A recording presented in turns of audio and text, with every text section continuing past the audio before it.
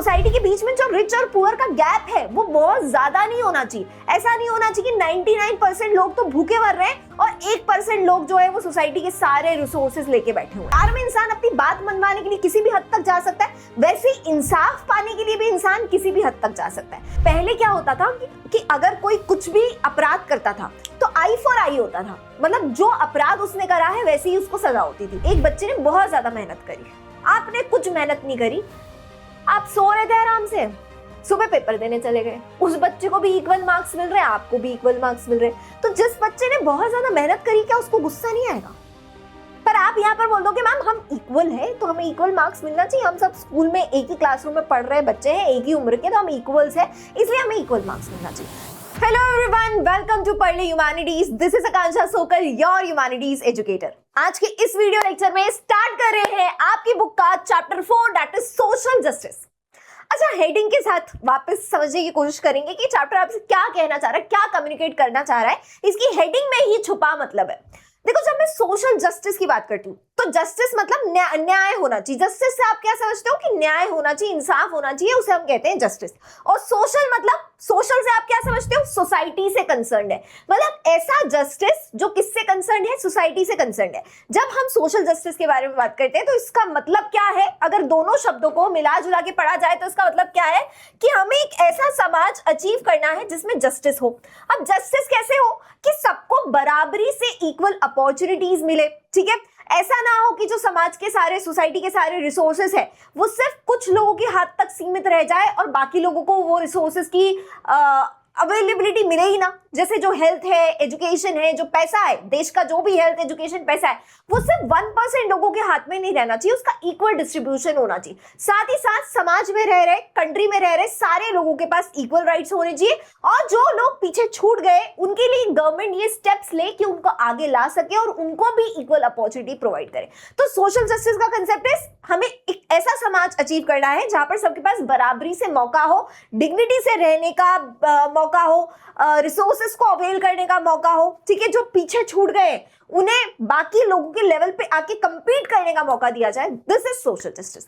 तो I hope कि आप समझ पाए कि सोशल जस्टिस क्या है। सोशल जस्टिस मतलब सिर्फ कोर्ट कचहरी तक सीमित नहीं है। सोशल जस्टिस पूरे समाज की बात कर रहा है, पूरी सोसाइटी की बात कर रहा है कि आपको सोसाइटी के लेवल पे जस्टिस लाना है। और सोसाइटी के लेवल पे आप जस्टिस कैसे लेके आ पाओगे? जब हर इंसान इक्वल होगा, जब हर इंसान के हाथ में जो वेल्थ है वो इक्वल तो नहीं हो सकती। देखो, हमने इक्वालिटी में पढ़ा था कि जो वेल्थ है वो इक्वल नहीं हो सकती। ऐसा नहीं है कि हर किसी के पास रेंज रोवर है, हर किसी के पास मर्सिडीज है, नहीं। पर सोसाइटी के बीच में जो रिच और पुअर का गैप है वो बहुत ज्यादा नहीं होना चाहिए। ऐसा नहीं होना चाहिए कि 99% लोग तो भूखे मर रहे हैं और 1% लोग जो है वो सोसाइटी के सारे रिसोर्सेज लेके बैठे हुए हैं। जो रिसोर्सेज का डिस्ट्रीब्यूशन है वो इक्वल होना चाहिए। एजुकेशन, हेल्थ जैसी फैसिलिटीज सबके पास होनी चाहिए, ठीक है। जो पैसे का गैप है वो बहुत ज्यादा नहीं होना चाहिए। तो ये है सोशल जस्टिस का कंसेप्ट, ठीक है। इसी कंसेप्ट को हमको इन डेप्थ समझना है, अलग अलग फिलोसफर्स की आइडियोलॉजीज को हमको समझने की कोशिश करना है कि वो सोशल जस्टिस को किस तरीके से आपको बता रहे हैं, सोशल जस्टिस के कंसेप्ट को। और अगर कंट्री में या फिर सोसाइटी में सोशल जस्टिस नहीं है तो उसे कैसे अचीव किया जा सकता है, क्या मीन्स एंड मेजर्स लिए जा सकते हैं उसको अचीव करने के, ठीक है। स्टार्ट करते हैं आपके इंट्रोडक्शन के साथ बच्चों। चलो, एनसीईआरटी खोल के बैठ जाना सब लोग, ठीक है। एनसीईआरटी से पढ़ रहे, एनसीईआरटी के बाहर के से हम कुछ नहीं पढ़ रहे। आपकी एनसीईआरटी की एक एक लाइन, एक एक कंसेप्ट जो आपको डिफिकल्ट लगता है वो मैं यहाँ पर क्लैरिफाई कर दूंगी, ठीक है। इंट्रोडक्शन के साथ स्टार्ट करते से ही आपको क्या बोल रहे हैं, ये जस्टिस को कंपेयर कर रहे हैं प्यार से, लव से, ठीक है। और क्या बोल रहे हैं, just as love we also have intuitive feeling of what justice mean even though we may not be able to define it precisely. देखो, जैसे हमें पता है ना कि प्यार क्या होता है। अगर आपकी मम्मी आपको प्यार कर रही है तो आपको उसका एहसास है, आपको अंदर से गट फीलिंग आ रही है, इंट्यूटिव फीलिंग आ रही है कि भैया ये मुझसे प्यार करती है, ठीक है। अगर कोई आपको चीट कर रहा है, कोई लड़की या लड़का आपको चीट कर रहा है तो आपको अंदर से एक इंट्यूटिव फीलिंग आती है कि मेरे साथ गलत हो रहा है, मेरे साथ प्यार में धोखा हो रहा है, ठीक है। तो वैसे ही अगर किसी के साथ नाइंसाफी हो रही है तो आपको पता होता है, अंदर से आपका मन कहता है कि यार ये गलत हो रहा है, इस इंसान के साथ नाइंसाफी हो रही है, इसके साथ जस्टिस नहीं हो रहा है, इसके साथ इनजस्टिस हो रहा है। जैसे फॉर एग्जाम्पल, आपकी मम्मी जो है एक बच्चे को तो बहुत सारी चॉकलेट दे रही है, ठीक है, और एक बच्चे को चॉकलेट नहीं दे रही है, उससे पोछा लगवा रही है। तो यहाँ पर आपको पता है कि भाई उसको तो तुमने चॉकलेट ला के दी, मेरे से तुम पोछा लगवा रहे हो, तो मेरे साथ गलत हो रहा है। तो जस्टिस को आप प्रिसाइसली डिफाइन नहीं कर सकते, जैसे इक्वालिटी, फ्रीडम, इन सब की हमने एक प्रिसाइज डेफिनेशन कहीं ना कहीं पकड़ने की कोशिश करी थी। वैसे जो जस्टिस है उसको प्रिसाइसली डिफाइन नहीं किया जा सकता, बट जस्टिस हो रहा है या नहीं हो रहा है, ये आपकी गट फीलिंग आपको बता देती कि हाँ, अगर किसी के साथ नाइंसाफी हो रही है तो वो हो रही है। Both love and justice evoke passionate responses from their advocates. इसका मतलब क्या है? अगर आपके साथ प्यार में धोखा हुआ, आपके दोस्त के साथ प्यार में धोखा हुआ, खून खौल उठता है ना आपका, ठीक है, दिल टूट जाता है, मतलब दिल पे लग जाती है वो बात। तो वैसे ही अगर किसी के साथ नाइंसाफी हो रही है और आप देख रहे हो वो नाइंसाफी होते हुए, ठीक है, एक बच्चे को एक मम्मी ने खूब धोया और नंगा खड़ा कर दिया उसको बाहर धूप में, तो नाइंसाफी हो रही है, आपका खून खोल रहा है और बेचारा बच्चा इतना मारा, उसके बाद धूप में खड़ा कर दिया। तो कहीं ना कहीं जो लव है उसमें भी जो उसके एडवोकेट है, मतलब जो लव को प्रीच कर रहे हैं, उनकी तरफ से हमें एक पैशनेट रिस्पॉन्स इवोक होता हुआ मिलता है। मतलब हम प्यार में इंसान अपनी बात मनवाने के लिए किसी भी हद तक जा सकता है, वैसे ही इंसाफ पाने के लिए भी इंसान किसी भी हद तक जा सकता है। तो यहाँ पर जो जस्टिस को प्रीच कर रहा है इंसान, या फिर जो लव को प्रीच कर रहा है, वो क्या, उसको हम क्या बोलेंगे कि वो लव और जस्टिस का एडवोकेट है। और वो एडवोकेट जो है उससे आपको एक पैशनेट रिस्पॉन्स देखने को मिलता है अगर उसके साथ गलत हो रहा है तो, ठीक है। No one hates justice. Everyone wants justice for oneself and to some extent for others also. क्या कोई भी ये चाहेगा कि भैया हमारे साथ नाइंसाफी हो? क्या आप चाहते हैं कि आपके साथ नाइंसाफी हो? नहीं, कोई भी ये नहीं चाहेगा कि किसी के साथ भी नाइंसाफी हो। सब लोग चाहेंगे कि हमारे साथ इंसाफ हो, ठीक है। तो हम सब खुद के लिए भी जस्टिस चाहते हैं और कुछ हद तक हम दूसरों के लिए भी जस्टिस चाहते हैं। जब हम समाज में देख रहे होते हैं कि कुछ लोगों के साथ गलत हो रहा है, बहुत सारे रेप अक्यूज्ड जो है वो खुले घूमते रहते हैं, उन्हें सालों साल सजा नहीं होती, उनका ट्रायल चलता रहता है पर उनको जेल के पीछे नहीं भेजा जाता है, ठीक है। तो समाज के लेवल पे एक गुस्सा डेवलप होता है, एक हेट्रेड डेवलप होता है, वी वांट जस्टिस नारा आपने सुना है, ठीक है। बहुत सारे मेंबर्स कलेक्टिवली इकट्ठा होकर वो नारा लगाते हैं कि वी वांट जस्टिस। क्यों? क्योंकि वो अगर किसी के साथ गलत हो रहा है तो उनके अंदर से एक पैशनेट रिस्पॉन्स अराइज हो रहा है, हेट्रेड के फॉर्म में, गुस्से के फॉर्म में, ठीक है। उन्हें वो इंसाफ चाहिए, हर कोई इंसाफ को प्रीच करता है, ठीक। और यहां पर बोला कि अगर आपके साथ धोखा हो रहा है या फिर किसी के साथ नाइंसाफी हो रही है तो आपको खुद के लिए, अगर आपके साथ हो रहा है तो खुद के लिए तो बहुत ज्यादा एम्पैथी आ जाती है कि ओ मेरे साथ गलत हो गया।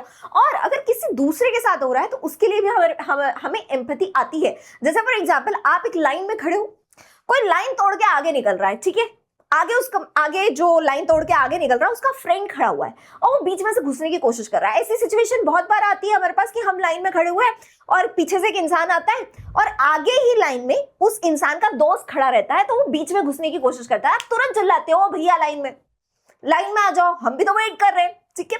तो यहां पर क्या हो रहा है? यहाँ पर क्या हो रहा है? हम अपने जस्टिस के लिए प्रीच कर रहे हैं।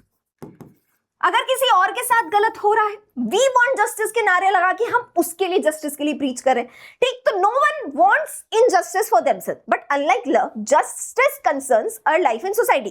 देखो ये तो कुछ कॉमन पॉइंट्स हो गए जस्टिस और लव के बीच में। अब जस्टिस और लव के बीच में डिफरेंस क्या है? ये तो कुछ कॉमन पॉइंट्स है, ठीक है, कि जैसा प्यार है वैसा ही इंसाफ भी है ना, ठीक है। आप बोलोगे मैम होता नहीं है ऐसा, जैसा प्यार करो वैसा इंसाफ मिल नहीं पाता, but unlike love, justice concerns our life in society, the way in which public life is ordered and the principle according to which social goods and social duties are distributed among different members of society. Love एक private चीज है, ठीक है, वो 2 लोगों के बीच में होता है, 3 लोगों के बीच में होता है, 4 लोगों के बीच में हो सकता है, पूरे परिवार के बीच में हो सकता है। और लव से सोसाइटी को कोई लेना देना नहीं है। कोई आपसे पूछने नहीं आने वाला है कि भैया तुम्हारी गर्लफ्रेंड से क्या चैट कर रहे हो, ठीक है, हमें बताओ, उसे पब्लिकली डिस्क्लोज करो, नहीं। इन सब में किसी मतलब समाज का कोई इंटरफेरेंस नहीं होता, सोसाइटी का इंटरफेरेंस नहीं होता। Love is your private matter, but justice के मामले में जरूर सोसाइटी का इंटरफेरेंस होता है। कैसे इंटरफेरेंस होता है कि अगर सरकार किसी पर टैक्स इंपोज कर रही है तो वो टैक्स सही इंपोज कर रही है या गलत इंपोज कर रही है, सरकार गरीबों को कितना राशन दे रही, कितना राशन नहीं दे रही, हर साल हमारा कितना बजट निकल रहा है, ठीक है, उन सारे मैटर्स से हमें कंसर्न होता है। और पूरी सोसाइटी को, जब सोसाइटी की बात कर रही हूँ तो मतलब क्या बोल रही हूँ, सोसाइटी में रह रहे हर इंडिविजुअल को उससे फर्क पड़ता है।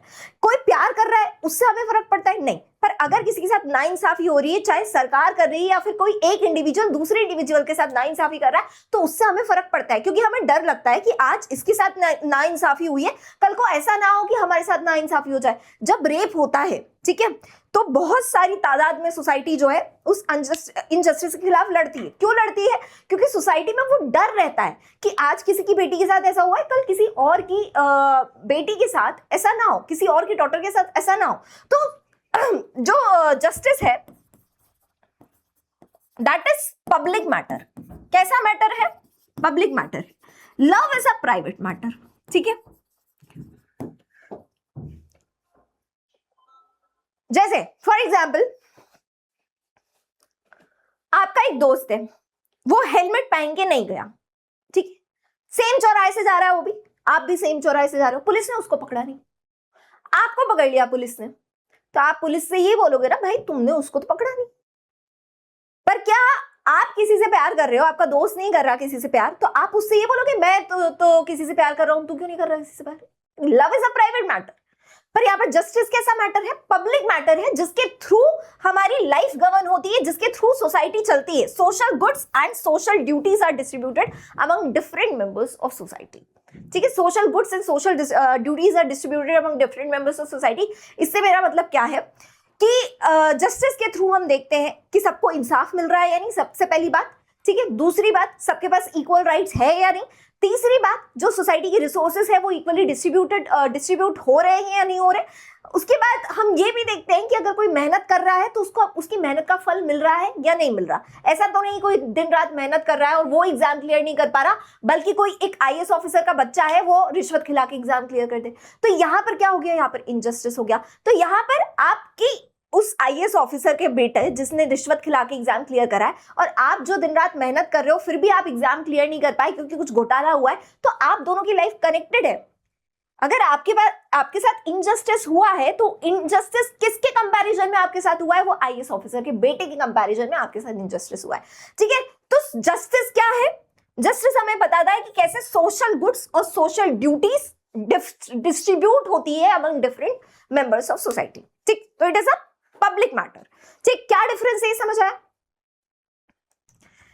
As such, questions of justice are of central importance for politics. तो इससे हमें क्या समझ आता है कि क्योंकि जस्टिस के थ्रू हमारी सोसाइटी गवर्न हो रही है, जस्टिस के थ्रू हमारी सोसाइटी मैनेज हो रही है, तो जस्टिस जो है वो पॉलिटिक्स का मेन मुद्दा बन जाता है और गवर्नमेंट की रिस्पॉन्सिबिलिटी बनती है, प्राइमरी रिस्पॉन्सिबिलिटी बनती है कि सबको जस्टिस इंश्योर करें। हमें देखना है कि इक्वालिटी, फ्रीडम के साथ सबके साथ जस्टिस हो रहा है या नहीं, और सोसाइटल लेवल पे भी जस्टिस हो रहा है या नहीं हो रहा है। इंडिविजुअल लेवल पे भी जस्टिस होना चाहिए और सोसाइटल लेवल पे सोशल जस्टिस भी होना चाहिए, ठीक है। ये किसकी ड्यूटी बन जाती है? गवर्नमेंट की ड्यूटी बन जाती है इंश्योर करना। अब ये चैप्टर पढ़ने के बाद आपको कौन कौन से पॉइंट्स क्लियर होने वाले? पहली चीज जो आप क्लियर करेंगे वो क्या है? Identify some of the principle of justice which have been put forward in different societies and at different period of time.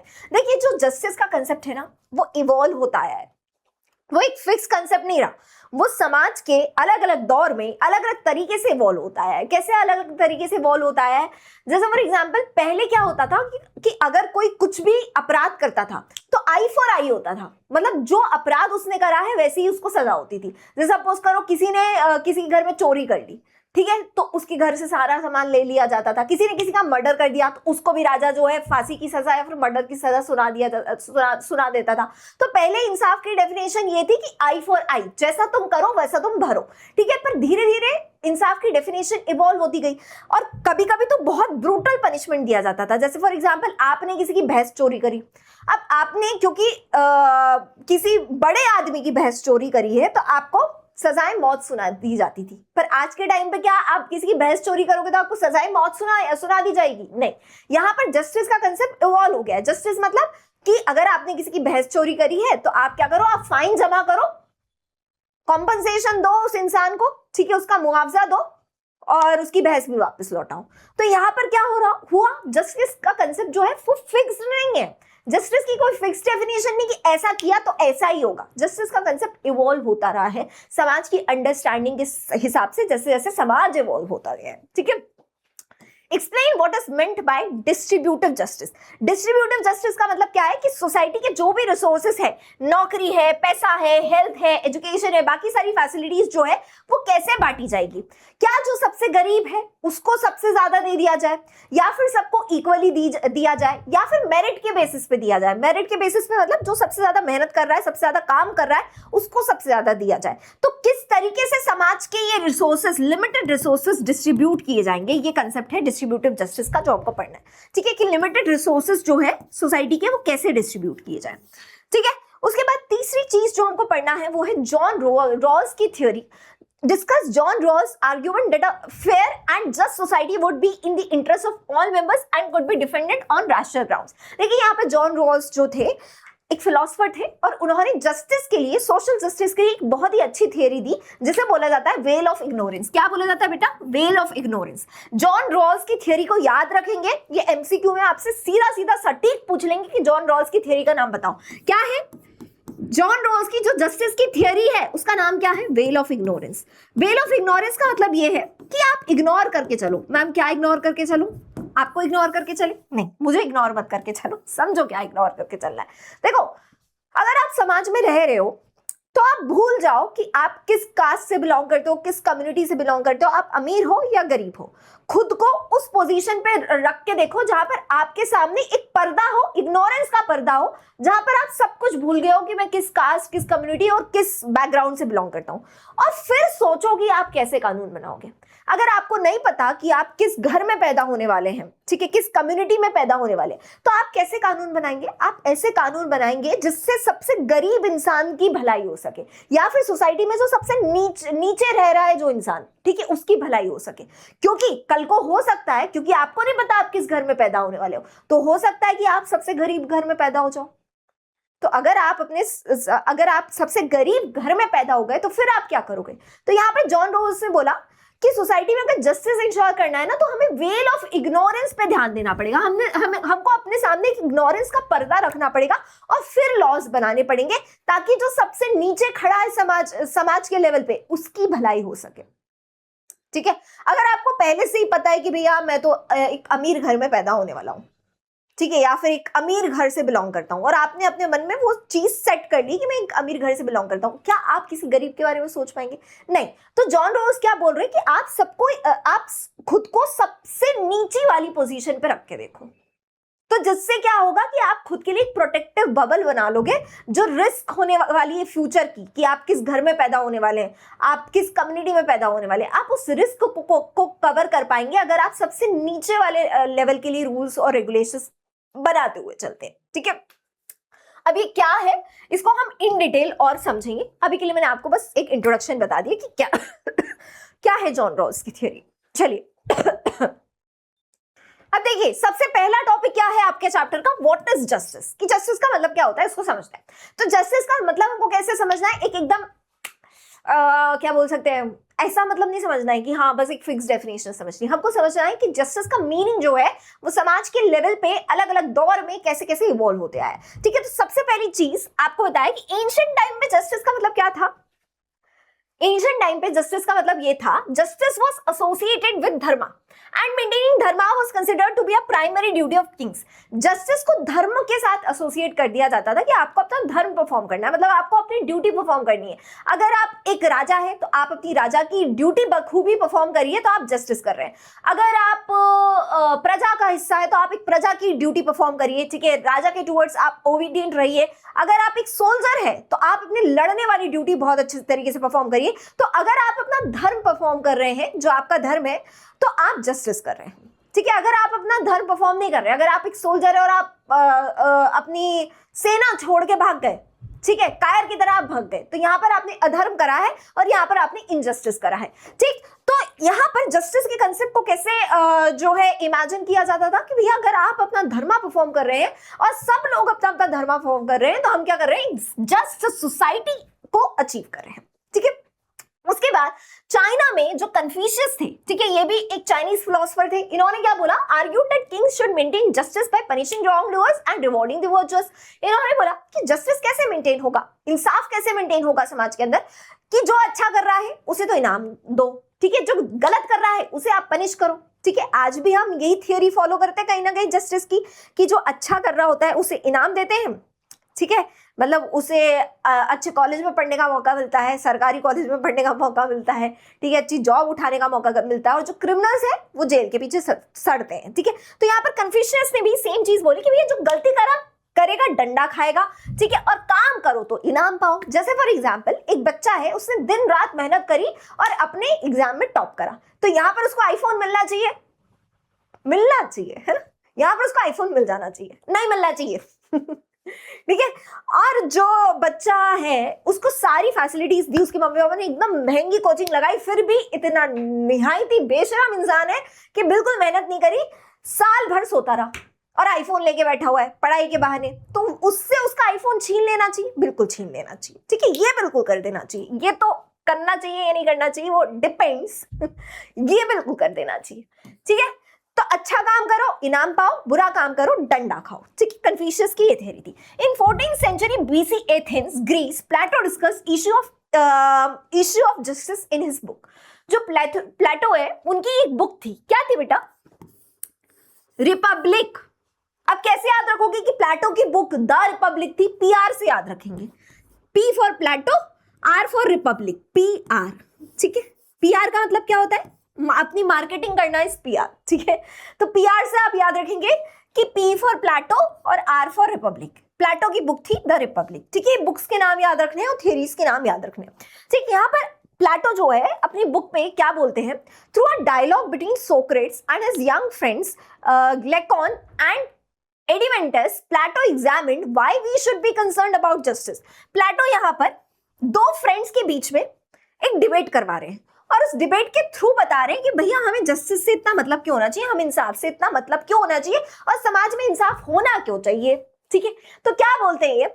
The young people ask Socrates why we should be just. बहुत सारे young लोग जो है वो Socrates से पूछते हैं इस डायलॉग में, ठीक है, इस ड्रामा में, कि हमें हम इंसाफ दे क्यों होने चाहिए, हम जस्ट क्यों होने चाहिए, हमें एक जस्ट सोसाइटी को फॉर्म करनी है। They observe that people who were unjust seem to be much better off than those who were just. Those who twisted rules to serve their interests, avoid paying taxes and were willing to lie and to be deceitful were often more successful than those who were truthful and just, ठीक है। यहाँ पर इन्होंने बोला, Socrates asked why we should be just. They observed that people who were unjust seem to be much better off than those who were just. यहाँ पर कुछ लोग सोक्रेट से बोलते हैं कि हमें जस्ट क्यों बनना है, हमें इंसाफ दे क्यों बनना है।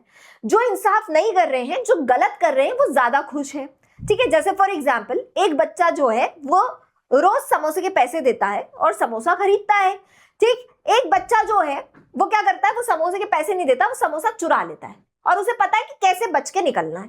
तो यहाँ पर जो गड़बड़ कर रहा है, जो घोटाला कर रहा है, वो बच्चा जो समोसा चुरा रहा है उसके पैसे भी बच रहे हैं और उसका पेट भी भर रहा है। पर जो बच्चा रोज पैसे देके समोसा खा रहा है तो उसके कहीं ना कहीं पैसे खत्म होते जा रहे हैं, उसके रिसोर्सेज खत्म होते जा रहे हैं। तो यहाँ पर इन्होंने बोला कि भैया जो अनजस्ट है ना, जो घोटाला करना चाहता है, जो गड़बड़ करना जानता है, जो शातिर होता है, वो ज्यादा खुश है, ठीक है। ईमानदार इंसान भूखा मर जाता है हमेशा। हम लोग भी यही बोलते हैं कि यार आज की दुनिया तो बेकार है, ईमानदार इंसान तो भूखा मर जाता है, इससे तो तुम गड़बड़ घोटाला करके रहो, नहीं, ठीक है। तो ऐसा नहीं करना चाहिए, तो हम लोग भी यही बोलते हैं। तो यहाँ पर ये भी यही बोल रहे हैं कि इससे तो तुम गड़बड़ घोटाला करके रहो ना, ईमानदार बन के क्यों रहना है, हम चुराने वाले बनेंगे ना, हम चोर क्यों ना बने जब हमारा फायदा हो रहा है तो, ठीक। यहाँ पर एक डिबेट चल रही, if one was smart enough to avoid being caught then it would seem that being unjust is better than being just. You may have heard people expressing similar sentiments even today. अगर किसी का फायदा हो रहा है unjust होके, तो unjust होना बेहतर है जस्ट होने से, ठीक। यहाँ पर ये डिबेट चलती है, ठीक। अब इस डिबेट के जो आंसर आता है, ठीक है, ये जो पूरी पहेली चल रही है, इसका आंसर क्या है ये देखो। Socrates remind these young people that if everyone were to be unjust, no one could be sure of benefiting from injustice, no one would be secure. यहाँ पर सोक्रेट्स से बोला कि ठीक है यार, तुम्हें लग रहा है कि अनजस्ट होके भला होगा, ठीक है, जस्ट नहीं होना चाहिए, पर एक बात तुम सोच के देखो, आज तुमने चोरी करी, जो सामान तुम चोर के लाए हो, कल को वो सामान कोई और भी तो चोर सकता है।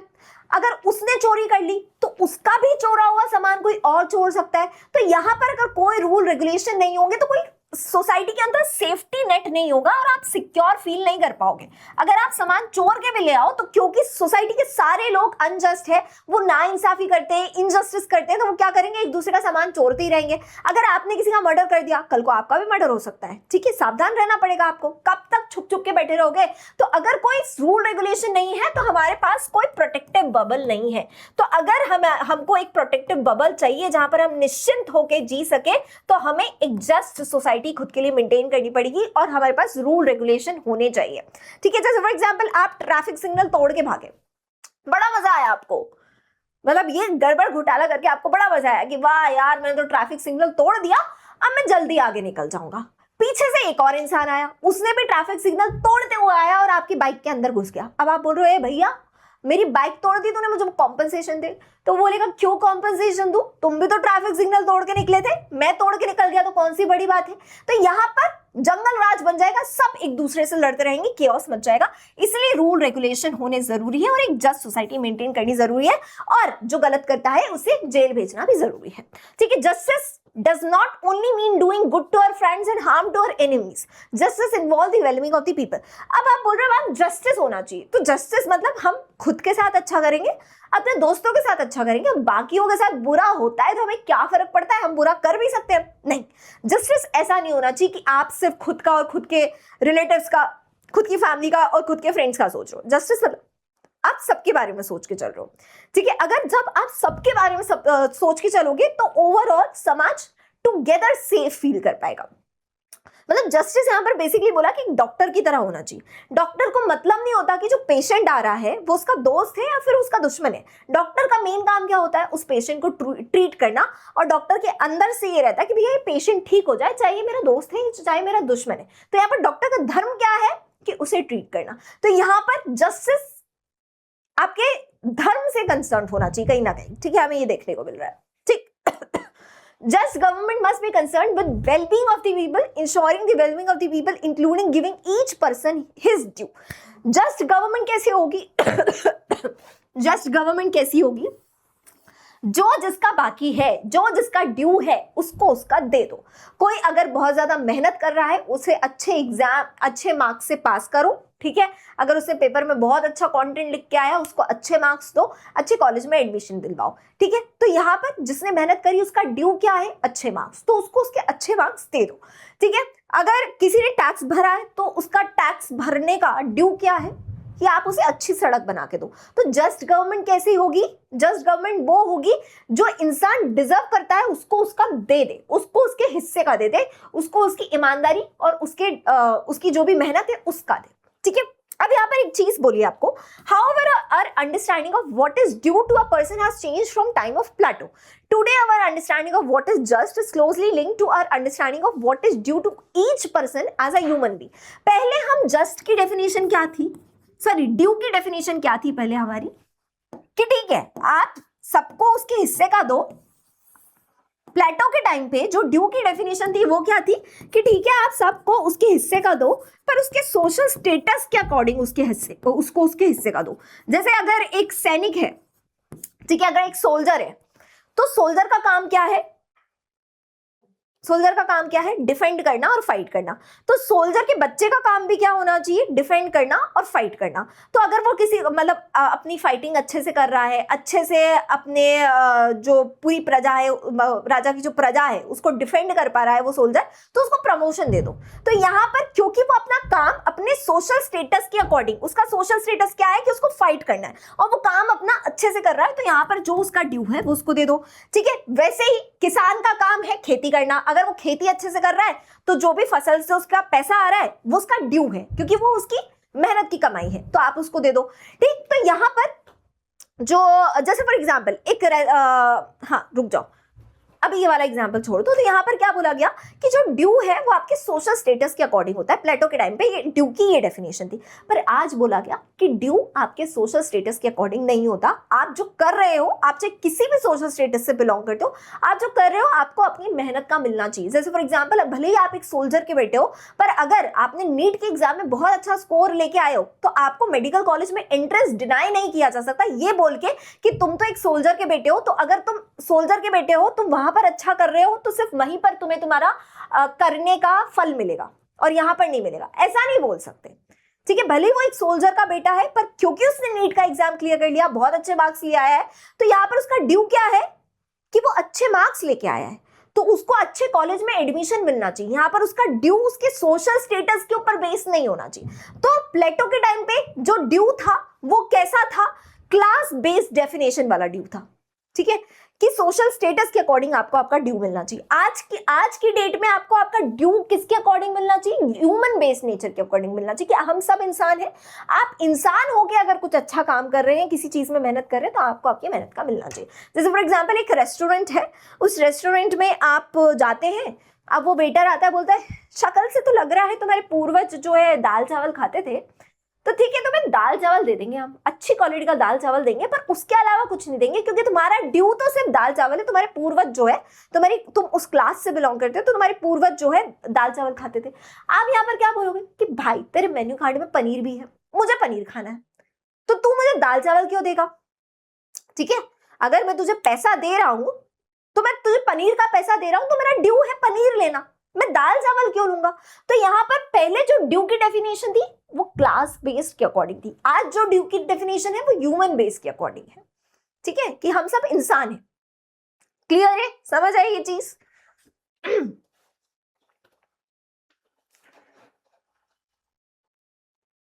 अब देखो बेटा, एनसीईआरटी खोलोगे ना, तो यहाँ पर एक डायलॉग मिलेगा द रिपब्लिक बुक का, जो ग्लैकॉन ने कहा है सोक्रेट्स को। ठीक है, ये क्या कह रहे हैं, समझो इसको। They say that to do injustice is by nature good, to suffer injustice evil, but that the evil is greater than the good. देखो, जब हम किसी के साथ इंजस्टिस करते हैं हमें बड़ा मजा आता है। ठीक है, क्यों, क्योंकि हमारा फायदा हो रहा होता है उससे। पर कोई हमारे साथ इंजस्टिस करते हैं तो हमारी नाक में दम हो जाता है, हमारा गुस्सा खोल जाता है, खून खोल जाता है। जैसे फॉर एग्जाम्पल आप बर्गर खा रहे हो, किसी का बर्गर छीन के आप खा रहे हो, आपको बड़ा मजा आया कि हाँ मेरा पेट भर गया, मुझे पैसे भी नहीं देने पड़े और मैंने इसका बर्गर छीन के खा लिया। कोई आपका बर्गर छीन के खा जाए तो आपको बहुत गुस्सा आएगा।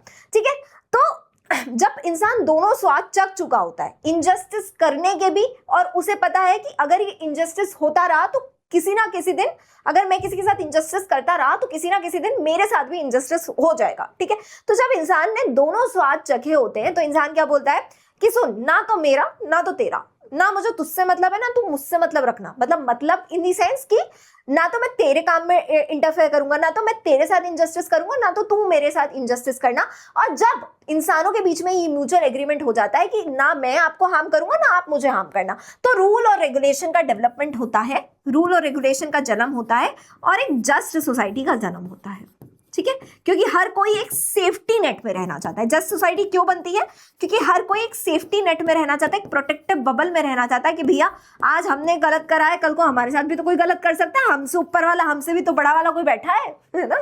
चलो, hence there arises law and mutual covenants, and that which is not ordained by law is termed by them lawful and just। ठीक है, और ये जो लॉफुल जो लोग हैं जो लॉ को फॉलो कर रहे हैं, ठीक है, तो हम क्या बोलेंगे कि एक लॉफुल और जस्ट सोसाइटी में रह रहे हैं, और ये लोग खुद भी लॉफुल है और जस्ट है। ठीक है, बुरे नहीं है। ठीक, according to German philosopher Immanuel Kant, human beings possess dignity. Immanuel Kant क्या बोल रहे हैं, इमैनुअल कांत एक जर्मन फिलोसोफर है, वो क्या बोल रहे हैं कि ह्यूमन बीइंग के पास उनकी डिग्निटी होती है, उनकी खुद की इज्जत होती है।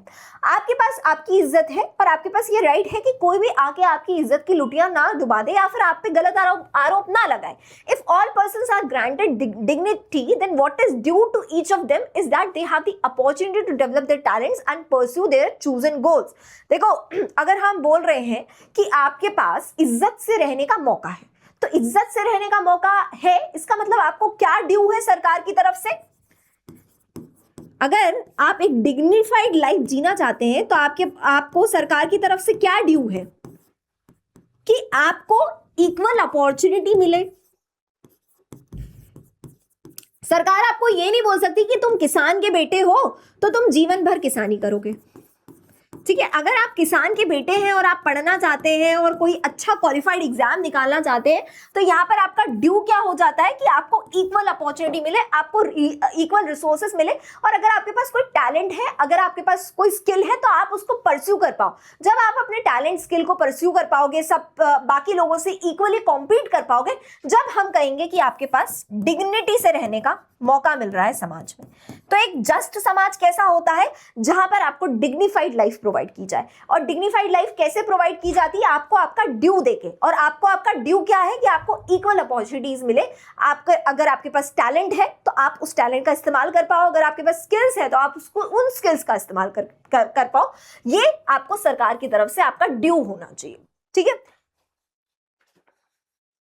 और अगर आपको आपकी मर्जी के खिलाफ कोई ट्रीट कर रहा है तो मतलब वो आपके साथ इनजस्टिस कर रहा है और आप डिग्निफाइड लाइफ नहीं जी पा रहे हो। अगर सरकार ये बोल रही है कि नहीं भैया हम तुमको रिसोर्सेज प्रोवाइड नहीं करेंगे क्योंकि तुम किसान के बेटे हो, तुम्हें किसान ही बनना चाहिए, तो यहां पर क्या हो रहा है आपके साथ, यहां पर इनजस्टिस हो रहा है, ठीक है। तो कोई भी आपको आपकी मर्जी के खिलाफ ट्रीट नहीं कर सकता।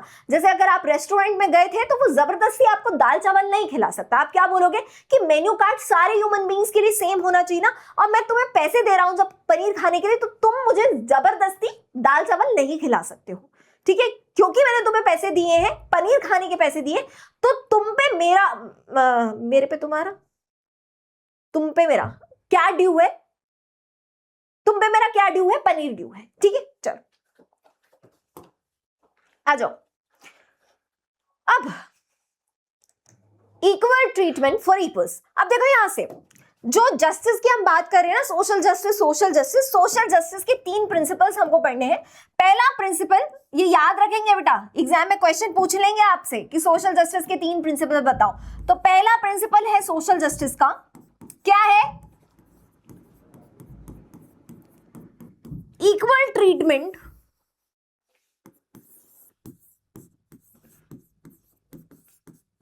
For equals.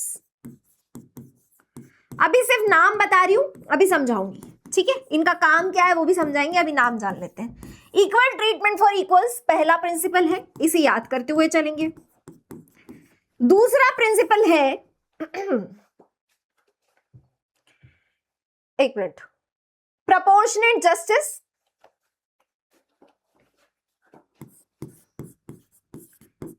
पेन का कलर अच्छा लग रहा है ना, ये पर्पल स्लाइड पे ये कलर अच्छा लग रहा है। प्रोपोर्शनेट जस्टिस, और मेरी हैंडराइटिंग बहुत गंदी, ठीक है। फिर थर्ड प्रिंसिपल है रिकॉग्निशन ऑफ स्पेशल नीड्स। इनको घोट के पी जाना, ठीक है, इन्हें घोट के पी जाना, ओके। चलो अभी समझा रही हूं, रुको। रिकॉग्निशन ऑफ स्पेशल नीड्स मतलब समझ आ रहा है, कुछ कुछ दिमाग लगाओगे तो थोड़ा बहुत समझ भी आ जाएगा। चलो कोई बात नहीं है जिसमें मैं समझा देती हूँ। चलो पेन का कलर ठीक है, ये वाला कलर रख लेते हैं। चलो हाउ फॉर इंस्टेंस, हाँ पहले equal treatment for equals. Equal treatment for equals का प्रिंसिपल क्या बोलता है, one of the principle is principle of treating equals equally, कि जो लोग इक्वल लेवल पे है सोसाइटी में, जो लोग इक्वल पोजीशन पे है सोसाइटी के अंदर, उनको आपको इक्वली ट्रीट करना है। जैसे एक मम्मी है, मम्मी के 2 बच्चे हैं, दोनों ही बच्चे 18 साल के, दोनों ट्विंस पैदा हुए थे, तो मम्मी की ड्यूटी है कि अगर एक बच्चे को 4 रोटी दे रही है तो दूसरे को 6, 7, 8 ना दे, उसको भी 4 दे, ठीक है। अगर सिर्फ 8 ही रोटी है घर में तो ऐसा नहीं कि एक बच्चे को तो आपने 1 रोटी दी और बाकी की 7 रोटी वो दूसरे बच्चे को दे दी। दोनों 18 साल के हैं, दोनों की भूख जो है वो सेम बराबर होगी, तो दोनों को आप इक्वली रोटी दो, ठीक है। तो यहाँ पर इक्वल ट्रीटमेंट फॉर इक्वल्स बोला है। इक्वल ट्रीटमेंट फॉर इक्वल्स पे गौर करो कि जो लोग इक्वल पोजीशन पे है उनको आपको इक्वली ट्रीट करना है, जो लोग इक्वल पोजीशन पे है ही नहीं तो उनसे तो खैर हमें फर्क नहीं पड़ता। जैसे फॉर एग्जाम्पल एक 2 साल का बच्चा, एक 18 साल का बच्चा है, वही वाला एग्जाम्पल जो हमने लास्ट चैप्टर में लिया था। एक 2 साल का बच्चा है, एक 18 साल का बच्चा है, तो यहाँ पर 2 साल के बच्चे की नीड्स अलग है, 18 साल के बच्चे की नीड्स अलग है, तो दोनों को अलग अलग अमाउंट में चपातीज दी जा सकती है। बट अगर दोनों ही 18 साल के बच्चे हैं तो दोनों की नीड्स लगभग सेम ही होगी, तो आप उनको इक्वली ट्रीट करो, ठीक है। Some of the important rights include, देखो कुछ कुछ बेसिक राइट्स है जो सबके पास होने चाहिए, जैसे सिविल राइट्स। सिविल राइट्स में कौन से राइट होते हैं कि आपको अपना जीवन जीने का मौका होना चाहिए, राइट टू लाइफ होना चाहिए, आपके पास फ्रीडम होना चाहिए, आजाद हैं आप, ठीक है, इक्वालिटी होनी चाहिए, आप अपनी प्रॉपर्टी होल्ड कर सकते हैं, ठीक है, आप डिग्निफाइड तरीके से सोसाइटी के अंदर रह सकते हैं, फ्रीडम ऑफ स्पीच होना चाहिए आपके पास, ठीक। तो ये कुछ बेसिक सिविल राइट्स है। Political rights, right to vote होना चाहिए आपके पास। सोशल राइट्स, सोशल राइट्स मतलब क्या कि आपके पास बराबर मौके होने चाहिए, जो रिसोर्सेज का डिस्ट्रीब्यूशन है, वेल्थ का डिस्ट्रीब्यूशन है, वो सोसाइटी के अंदर इक्वल होना चाहिए, ठीक है। Apart from equal rights, people should not be discriminated against on the grounds of class, caste, race और जेंडर। अगर इक्वल ट्रीटमेंट फॉर इक्वल्स की बात हो रही तो सबसे पहले तो आपको इक्वल राइट्स देने हैं, ठीक है। इक्वल राइट्स के साथ साथ आपको ये इंश्योर करना है कि किसी भी इंसान को डिस्क्रिमिनेट ना किया जा रहा हो उसके कास्ट, क्लास, जेंडर पे, ठीक है, या फिर रिलीजन के आधार पे, ठीक है। तो prohibition of discrimination and equal rights.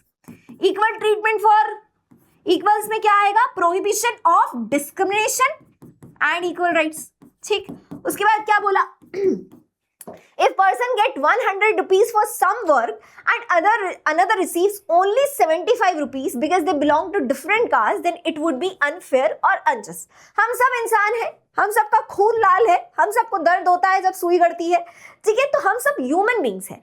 आप पहली चीज तो डिस्क्रिमिनेट नहीं कर सकते क्योंकि है तो हम ह्यूमन बींग्स, हम चाहे किसी भी रिलीजन से, किसी भी कास्ट से बिलोंग करते हो। दूसरी चीज आपको ये याद रखनी है, जब मैं डिस्क्रिमिनेशन की बात कर रही हूं तो ऐसा नहीं कि आपने सेम काम के लिए एक इंसान को तो 100 रुपए दिए और एक को सिर्फ 75 रुपीज दिए। जैसे फॉर एग्जाम्पल, आप दो बच्चे थे, आप शादी पार्टी में गए कि चलो गुलाब जामुन सर्व करते हैं, जब हम गुलाब जामुन सर्व करेंगे एंड में अंकल हमको पैसे देंगे, तो यहाँ पर आप दोनों बच्चे मिलकर गुलाब जामुन सर्व कर रहे हैं। अब एंड में अंकल ने पैसे तो दिए, पर एक बच्चे को 500 रुपए दिए, एक को 250 रुपए दिए, ये बोल के कि तुम्हारी कास्ट हमसे अलग है। तो यहाँ पर क्या हो गया? डिस्क्रिमिनेशन हो गया कास्ट के बेसिस पे। अब दोनों ने सेम अमाउंट का वर्क करा, दोनों ने इक्वल वर्क करा, दोनों ही इक्वल पोजीशन पे थे, इक्वली कॉम्पीट कर रहे थे, ठीक है, पर और दोनों ने इक्वल गुलाब जामुन सर्व करे। ऐसा भी नहीं कि किसी ने कम सर्व करे, कोई सो रहा था, दोनों जागते हुए एकदम जोश के साथ इक्वल गुलाब जामुन सर्व कर रहे थे, ठीक है। तो यहाँ पर अगर आप कम पैसे दे रहे हो तो क्या हो गया? डिस्क्रिमिनेशन हो गया। वो डिस्क्रिमिनेशन नहीं होना चाहिए। अगर डिस्क्रिमिनेशन है तो फिर क्या है? अनफेयर और अनजस्ट है, ठीक। अब आप बोलोगे मैम, जो आप चपाती वाला एग्जाम्पल दे रहे थे उसमें आपने बोला कि 2 साल के बच्चे को तो हम 2 चपाती देंगे और जो 18 साल का बच्चा है उसे हम 4 चपाती देंगे, तो यहां पर भी तो डिस्क्रिमिनेशन हो रहा है। यहां पर डिस्क्रिमिनेशन नहीं हो रहा। क्यों नहीं हो रहा? क्योंकि दोनों ही इक्वल पोजीशन में नहीं है। उसकी भूख अलग है, उसकी नीड अलग है, 2 साल के बच्चे की, 18 साल का बच्चे की भूख और नीड्स अलग है। तो यहां पर ये दोनों इक्वल नहीं है ना। पर हमने क्या बोला कि इक्वल ट्रीटमेंट फॉर इक्वल्स, जो 2 लोग इक्वल है उनके साथ इक्वल ट्रीटमेंट होना चाहिए। अनइक्वल्स के साथ इक्वल ट्रीटमेंट की बात यहां पर नहीं हो रही, ठीक है। जैसे जब हम रिजर्वेशन का कंसेप्ट देते रिजर्वेशन हम देते हैं जब, तो हम क्या उसको इक्वालिटी का वायलेशन मानते हैं? नहीं मानते। क्यों नहीं मानते? क्योंकि कुछ लोग थे जो आपके साथ आज इक्वल नहीं है, ठीक है। जो लोग बहुत पीछे छूट गए थे, जिनके साथ बहुत ज्यादा सदियों से एक्सप्लॉयटेशन किया जा रहा था, तो वो इक्वल पोजीशन पे नहीं है ना, तो इसीलिए उनको रिजर्वेशन दिया जा रहा है। जो लोग जनरल कैटेगरी से बिलोंग कर रहे हैं, अब उस जनरल कैटेगरी के अंदर भी अगर रिजर्वेशन दे दिया जाए तो वहां पर गलत हो रहा है। पर अगर कोई पीछे छूट गया है, कोई आगे निकल गया है और उस पीछे छूटे वाले को हमने कुछ स्पेशल प्रोविजन दे दिया है, तो यहाँ पर क्योंकि 2 लोग अनइक्वल पोजीशन पे थे, तो इसीलिए इक्वालिटी का वायलेशन नहीं होगा। इक्वालिटी का वायलेशन कब होगा? जब 2 लोग इक्वल पोजीशन पे थे और फिर आपने एक को अलग तरीके से ट्रीट किया और एक को अलग तरीके से ट्रीट किया, ठीक है। Similarly, if a male teacher in school gets a higher salary than a female teacher, this difference would be unjust, unjustifiable and wrong. एक मेल टीचर है वो भी पढ़ा रहे, एक फीमेल टीचर है वो भी पढ़ाती है, दिन रात बेचारी पहले मेहनत करती है, ठीक है, अपना कंटेंट बना के लाती है, फिर बच्चों को पढ़ाती है, ठीक है। पर मेल टीचर क्योंकि आदमी है तो ज्यादा पैसे मिल रहे हैं, फीमेल टीचर औरत है तो कम पैसे मिल रहे हैं, तो यहाँ पर भी तो इक्वालिटी का वायलेशन हो रहा है ना, ठीक है। जेंडर के बेसिस पे इक्वालिटी का वायलेशन हुआ, तो ये नहीं करना है हमें। क्यों? है तो दोनों ही टीचर ना। अगर सोचो एक इंजीनियर होता है स्कूल का और एक टीचर होती, दोनों के काम अलग अलग है। इंजीनियर अपना अलग काम करता है, टीचर अपना अलग काम करती है, ठीक है। तो इंजीनियर जो है उसको ज्यादा पे मिल रहा है, टीचर को कम मिल रहा है, तो ठीक है दोनों इक्वल पोजीशन पे नहीं है ना, दोनों के काम अलग अलग है। पर यहाँ पर तो दोनों के काम सेम है, दोनों सेम वर्किंग आवर्स पढ़ा रहे हैं, सेम तरीके से पढ़ा रहे हैं, डिग्री सेम है दोनों के पास, ठीक है, क्वालिफिकेशंस दोनों की सेम है, फिर भी डिस्क्रिमिनेशन हो रहा है जेंडर के बेसिस पे, ठीक है। तो यहाँ पर क्योंकि दो लोग इक्वल थे, वहां डिस्क्रिमिनेशन, दो लोग इक्वल्स है तो वहां डिस्क्रिमिनेशन नहीं हो सकता।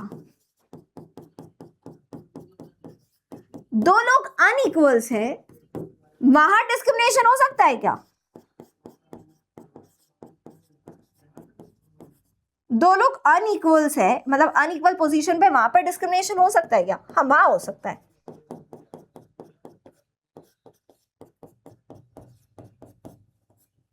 ठीक है। चलो, दूसरा प्रिंसिपल क्या है? Proportionate justice. प्रोपोर्शनेट जस्टिस का प्रिंसिपल क्या है? बहुत ही गहरी बात ही कह रहा है, समझने की कोशिश करना। How for instance would you react if it was decided in your school that all those who did an exam should get equal marks? अच्छा, अब बोल रहे हम इक्वल इक्वल इक्वल, तो हम सब बच्चे हैं, हम सब बच्चे क्लासरूम में पढ़ते हैं, तो हम इक्वल हैं। तो इक्वल का मतलब तो मैम ये होना चाहिए ना कि हम सबको इक्वल मार्क्स मिले, ठीक है। अब सपोज करो एक बच्चे ने बहुत ज्यादा मेहनत करी, आपने कुछ मेहनत नहीं करी, आप सो रहे थे आराम से, सुबह पेपर देने चले गए, उस बच्चे को भी इक्वल मार्क्स मिल रहे हैं, आपको भी इक्वल मार्क्स मिल रहे हैं। तो जिस बच्चे ने बहुत ज्यादा मेहनत करी, क्या उसको गुस्सा नहीं आएगा? पर आप यहाँ पर बोल दोगे मैम हम इक्वल है तो हमें इक्वल मार्क्स मिलना चाहिए, हम सब स्कूल में एक ही क्लासरूम में पढ़ रहे बच्चे हैं, एक ही उम्र के, तो हम इक्वल्स है, इसलिए हमें इक्वल मार्क्स मिलना चाहिए। तो यहाँ पर क्या बोलता है प्रोपोर्शनेट जस्टिस का कंसेप्ट? क्या बोलता है कि आपने जितना किया है, जितनी आपने मेहनत करी, जो आपका ड्यू है, आपको उस ड्यू के अकॉर्डिंग मिलना चाहिए, ठीक है। माना कि आप इक्वल्स हैं, आप दो, सपोज करो दो फ्रेंड्स हैं, ठीक है, सेम उम्र के, दोनों ही 18 साल के, 18 साल के, एक ही स्कूल से पढ़े, एक ही कॉलेज में उन्होंने एडमिशन लिया, सब कुछ एक तरीके से करा। अब एक फ्रेंड जो है वो बहुत मेहनती था, उसका सरकारी एग्जाम क्लियर हो गया और उसकी अच्छी खासी जॉब लग गई और उसे अच्छा पैसा मिल रहा है। एक जो दोस्त है वो बहुत ही आलसी था, सोता रहता था, ठीक है, कुछ एग्जाम क्लियर नहीं हुआ उसका और आज बेरोजगार बैठा है। तो क्या आप गवर्नमेंट को आप ब्लेम करने जाओगे कि भैया हम दोनों इक्वल से, तो आप उसको इतना पैसा दे रहे हो एक सरकारी नौकरी के, तो मुझे भी सरकारी नौकरी लगवाओ, मुझे भी इतना पैसा दो? नहीं, यहां पर हमें प्रोपोर्शनेट जस्टिस का कंसेप्ट ध्यान रखना है कि जितनी मेहनत उतना फल।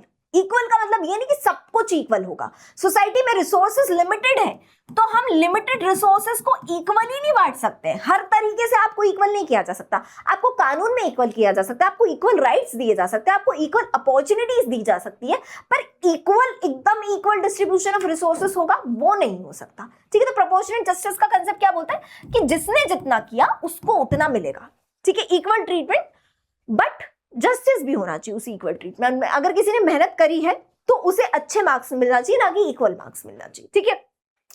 Justice in such case would mean rewarding people in proportion to scale and quality of their efforts. तो हमें, जब हम जस्टिस की बात करते हैं तो इक्वालिटी के साथ साथ हमको ये भी ध्यान रखना है कि हमें क्वालिटी और क्वांटिटी का भी ध्यान रखना है, जितनी मेहनत उतना फल, ठीक। Factors such as the effort required, the skill required, the possible dangers involved in that work and so on.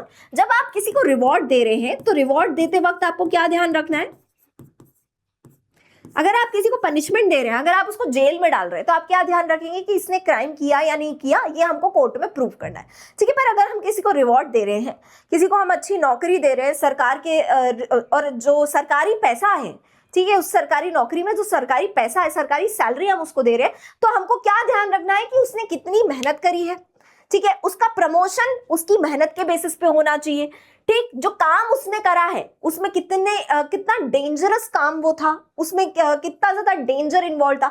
जैसे जो लोग माइंस पे वर्क करते हैं, जो लेबर्स माइंस पे वर्क करते हैं, तो माइंस में वर्क करने का काम बहुत डेंजरस काम होता है, वो अपनी लाइफ का रिस्क लेके वहां पर काम कर रहे होते हैं, तो वहां पर उनका जो सैलरी है वो होनी चाहिए, या फिर जो पे स्केल होना चाहिए वो ज्यादा होना चाहिए। क्यों? क्योंकि वो अपनी जान का रिस्क लेके वहां पर काम कर रहे हैं। तो कितनी मेहनत आपने करी है, जिस काम को आप कर रहे थे उसमें कितने डेंजर इन्वॉल्व थी, ठीक है, और कितनी स्किल्स आपके पास है, कितनी स्किल्स नहीं है, आपने अपनी स्किल्स के ऊपर कितना काम करा है। ठीक, तो इक्वालिटी के साथ हमको क्या रखना है कि जो रिवॉर्ड है वो इन चीजों पे, इन क्राइटेरिया के ऊपर बेस्ड होके मिलेगा। For instance minerals, miners, skill craftsman और policeman may not always get a reward which is just। जैसे फॉर एग्जाम्पल हम देखते हैं एक इन्फ्लुएंसर है, कुछ नहीं कर रहा, हेलो गाइस करके उसे बहुत पैसा मिल जा रहा है यूट्यूब के थ्रू। और अगर एक स्किल्ड क्राफ्टमैन है, कोई कारपेंटर है जो दिन रात मेहनत कर रहा है, जो माइनर है जो माइन में काम कर रहा है, वो दिन रात मेहनत कर रहा है, उसे उस इन्फ्लुएंसर से कम मिल रहा है पैसा। तो यहाँ पर क्या हो रहा है, इनजस्टिस हो रहा है। क्यों इनजस्टिस हो रहा है? क्योंकि जो रिवॉर्ड मिल रहा है वो आपको आपकी क्वालिटी और क्वांटिटी के अकॉर्डिंग नहीं मिल रहा। तो यहाँ पर क्या हुआ, इस एग्जाम्पल में इनजस्टिस हो गया। तो प्रोपोर्शनेट जस्टिस में आपको क्या देखना है, reward should be according to the quality and the quantity of your work. ठीक है, और जितना हार्डवर्क, जितनी स्किल्स आपने उस वर्क के अंदर पुट इन करी है। For justice in society the principle of equal treatment needs to be balance with the principle of proportionality. Equal treatment के प्रिंसिपल को हमको किसके साथ बैलेंस करना है, प्रोपोर्शनलिटी के प्रिंसिपल के साथ बैलेंस करना है।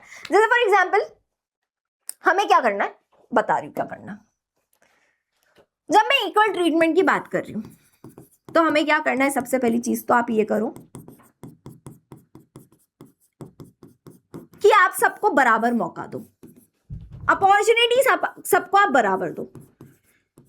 अगर नीट का एग्जाम हो रहा है तो नीट के एग्जाम में आप ये नहीं बोल सकते कि सिर्फ इस पर्टिकुलर कास्ट के बच्चे एग्जाम दे सकते, बाकी कास्ट के बच्चे एग्जाम नहीं दे सकते, ये आप नहीं बोल सकते। आपको अपॉर्चुनिटी सबको इक्वल देनी है, मतलब आपको सबको रेसिंग ट्रैक पे इक्वली खड़ा करना है। ठीक है, रेसिंग ट्रैक पे जो स्टार्टिंग लाइन है उस पे आपको सबको इक्वली खड़ा करना है, सब लोगों को। मतलब जो बच्चा चाहे फॉर्म भरना नीट का वो फॉर्म भर सकता है। ठीक है, अब इक्वल ट्रीटमेंट के साथ एक और चीज का हमको ध्यान रखना है, वो है प्रोपोर्शनेट जस्टिस। प्रोपोर्शनेट जस्टिस का कंसेप्ट क्या कह रहा है, अभी पढ़ाया ना। प्रोपोर्शनल जस्टिस का कंसेप्ट क्या बोल रहा है कि सबने नीट का एग्जाम दिया, सबको हमने बराबर से मौका दिया फॉर्म फिल करने का, एग्जाम में बैठने का। अब जो सबसे ज्यादा हार्डवर्क करके सबसे ज्यादा मार्क्स ला रहा है वो ही एग्जाम को क्वालिफाई करेगा। हार्डवर्क करके मार्क्स जिसके सबसे ज्यादा है वो ही एग्जाम को क्वालिफाई करेगा। क्यों? क्योंकि सीट्स लिमिटेड है, रिसोर्सेस लिमिटेड है। हम सब लोगों ने, जितने लोगों ने फॉर्म भरा है उन सब लोगों को सीट पे नहीं बिठा सकते। तो सीट पे बिठाने के लिए हमने यहाँ पर इक्वल ट्रीटमेंट दिया। कैसे इक्वल ट्रीटमेंट दिया? इक्वल अपॉर्चुनिटी देके। अब इक्वल अपॉर्चुनिटी तो हमने दे दी है, अब आपकी मेहनत पर डिपेंड करता है कि कौन आगे निकलेगा, कौन पीछे रह जाएगा। ठीक, तो जो मेहनत है, जो हार्डवर्क है, उसके हिसाब से मार्क्स अलॉट किए जाएंगे और उसके हिसाब से सीट्स अलॉट की जाएगी। तो इक्वल ट्रीटमेंट के साथ साथ हमको प्रोपोर्शनेट जस्टिस का भी ध्यान रखना है। इक्वल ट्रीटमेंट कैसे इंश्योर किया? इक्वल अपॉर्चुनिटी देके। अब इक्वल ट्रीटमेंट में आप ये नहीं बोल सकते कि इक्वल ट्रीटमेंट मतलब सब लोग नीट का एग्जाम क्लियर करेंगे, नहीं। इक्वल ट्रीटमेंट मतलब आपको सेम लेवल प्लेइंग फील्ड पे रखा है। ठीक है, रेसिंग ट्रैक पे स्टार्टिंग लाइन पे सबको सेम तरीके से रखा है। अब जो रेस दौड़ के सबसे आगे निकल जाए उसको रिवॉर्ड मिलेगा। ठीक है, दिस इज प्रोपोर्शनेट जस्टिस। चलो, A third principle of justice is for a society to take into account special needs of people by distributing rewards or duty। देखो, हर कोई सेम स्टार्टिंग पॉइंट पे भी नहीं होता। मैंने आपको बोला कि इक्वल ट्रीटमेंट मतलब आप सबको सेम स्टार्टिंग पॉइंट पे खड़ा कर दो। ठीक है, प्रोपोर्शनेट जस्टिस मतलब जिसने जितनी मेहनत करी फिर आप उसको उसके अकॉर्डिंग उसका रिवॉर्ड दे दो। पर यहां पर आपको एक चीज ध्यान रखनी पड़ेगी कि हर कोई सेम स्टार्टिंग पॉइंट पे नहीं होता। अब जैसे कुछ बच्चे थे जिनके पास पैसा था, अच्छी कोचिंग वोचिंग थी, लैपटॉप था जिसे वो पढ़ लेते थे। ठीक है, तो ये बच्चे जो है वो सेम स्टार्टिंग पॉइंट पे खड़े हैं। A B C D E F G, ये सारे बच्चे क्या है? सेम स्टार्टिंग पॉइंट पे खड़े हैं। ठीक है, अब इन बच्चों में से भी एक बच्चा जो है वो दौड़ में आगे निकल गया, रेस में आगे निकल गया और रेस जीत ली। तो यहां पर जिसने रेस जीती है, डी ने रेस जीती है, उसको रिवॉर्ड मिलेगा, है ना। यहां पर आपने रेस में पार्टिसिपेट करने का मौका सबको दिया, this is equal treatment. Reward आप दे रहे हो डी को जिसने रेस जीती है, ये प्रोपोर्शनेट जस्टिस हो गया। पर एक और चीज आपको यहां पर ध्यान रखनी है,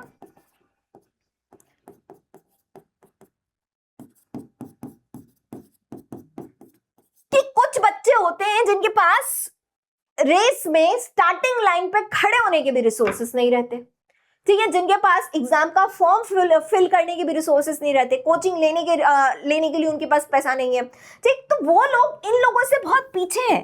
ये कुछ और लोग हम ले लेते हैं, LMNOP,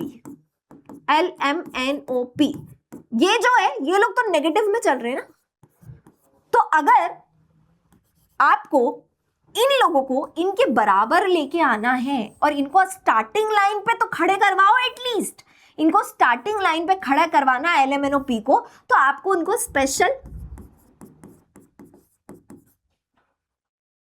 इनकी स्पेशल नीड्स का ध्यान रखना पड़ेगा। आपको इनको कोचिंग प्रोवाइड करनी पड़ेगी, ठीक है, आपको इनको फॉर्म भरने के पैसे प्रोवाइड करना पड़ेगा।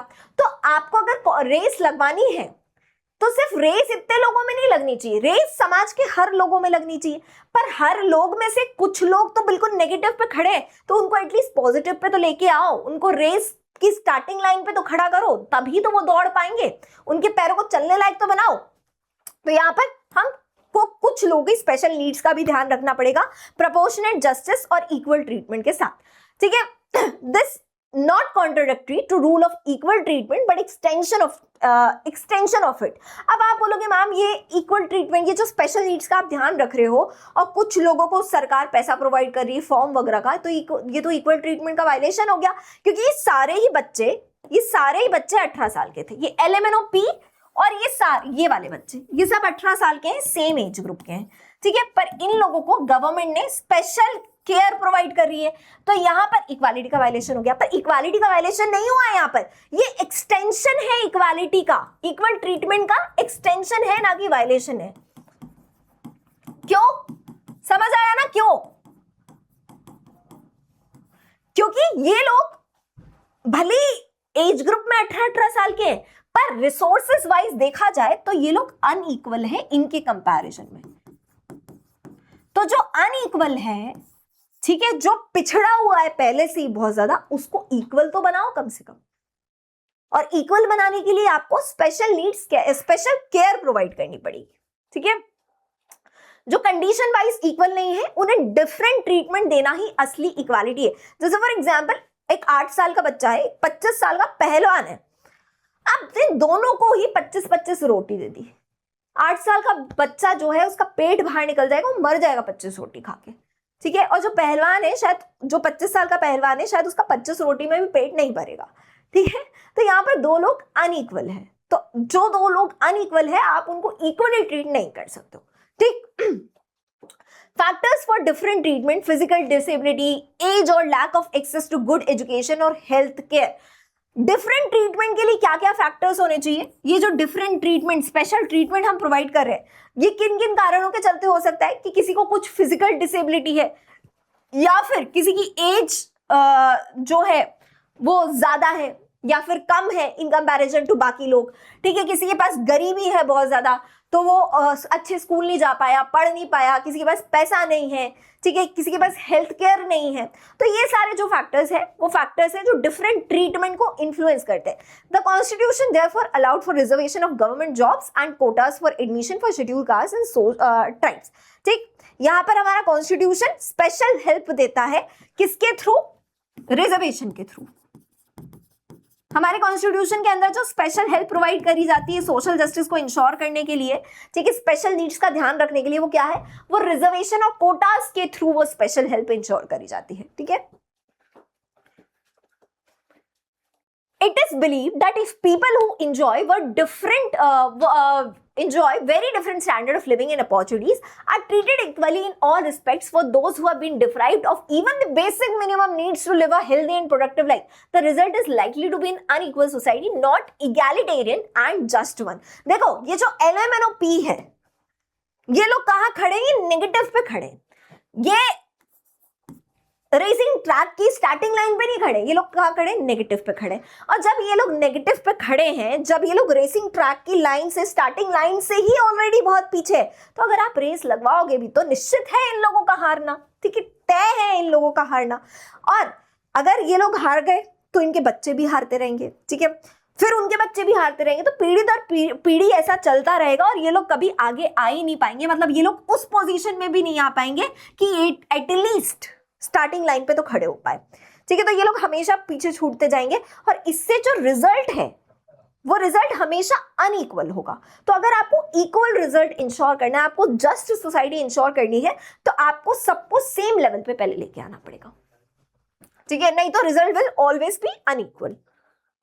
Government might sometime find it difficult to harmonise the three principles of justice. अब ये जो तीनों प्रिंसिपल है, proportionate justice, equal treatment for equals और स्पेशल नीड्स वाला जो प्रिंसिपल है, ये तीनों ही प्रिंसिपल्स कभी कभी आपस में एक दूसरे के दुश्मन बन जाते हैं और गवर्नमेंट इन तीनों प्रिंसिपल्स के बीच का बैलेंस बहुत बार नहीं ढूंढ पाती। जैसे फॉर एग्जांपल एक पिज्जा है, ठीक है, आपके पापा बोल रहे हैं कि जिसने सबसे ज्यादा मेहनत करी उसको सबसे बड़ा स्लाइस मिलेगा उस पिज्जा का। मम्मी बोल रही नहीं, सारे बच्चों में इक्वली बटेगा पिज्जा।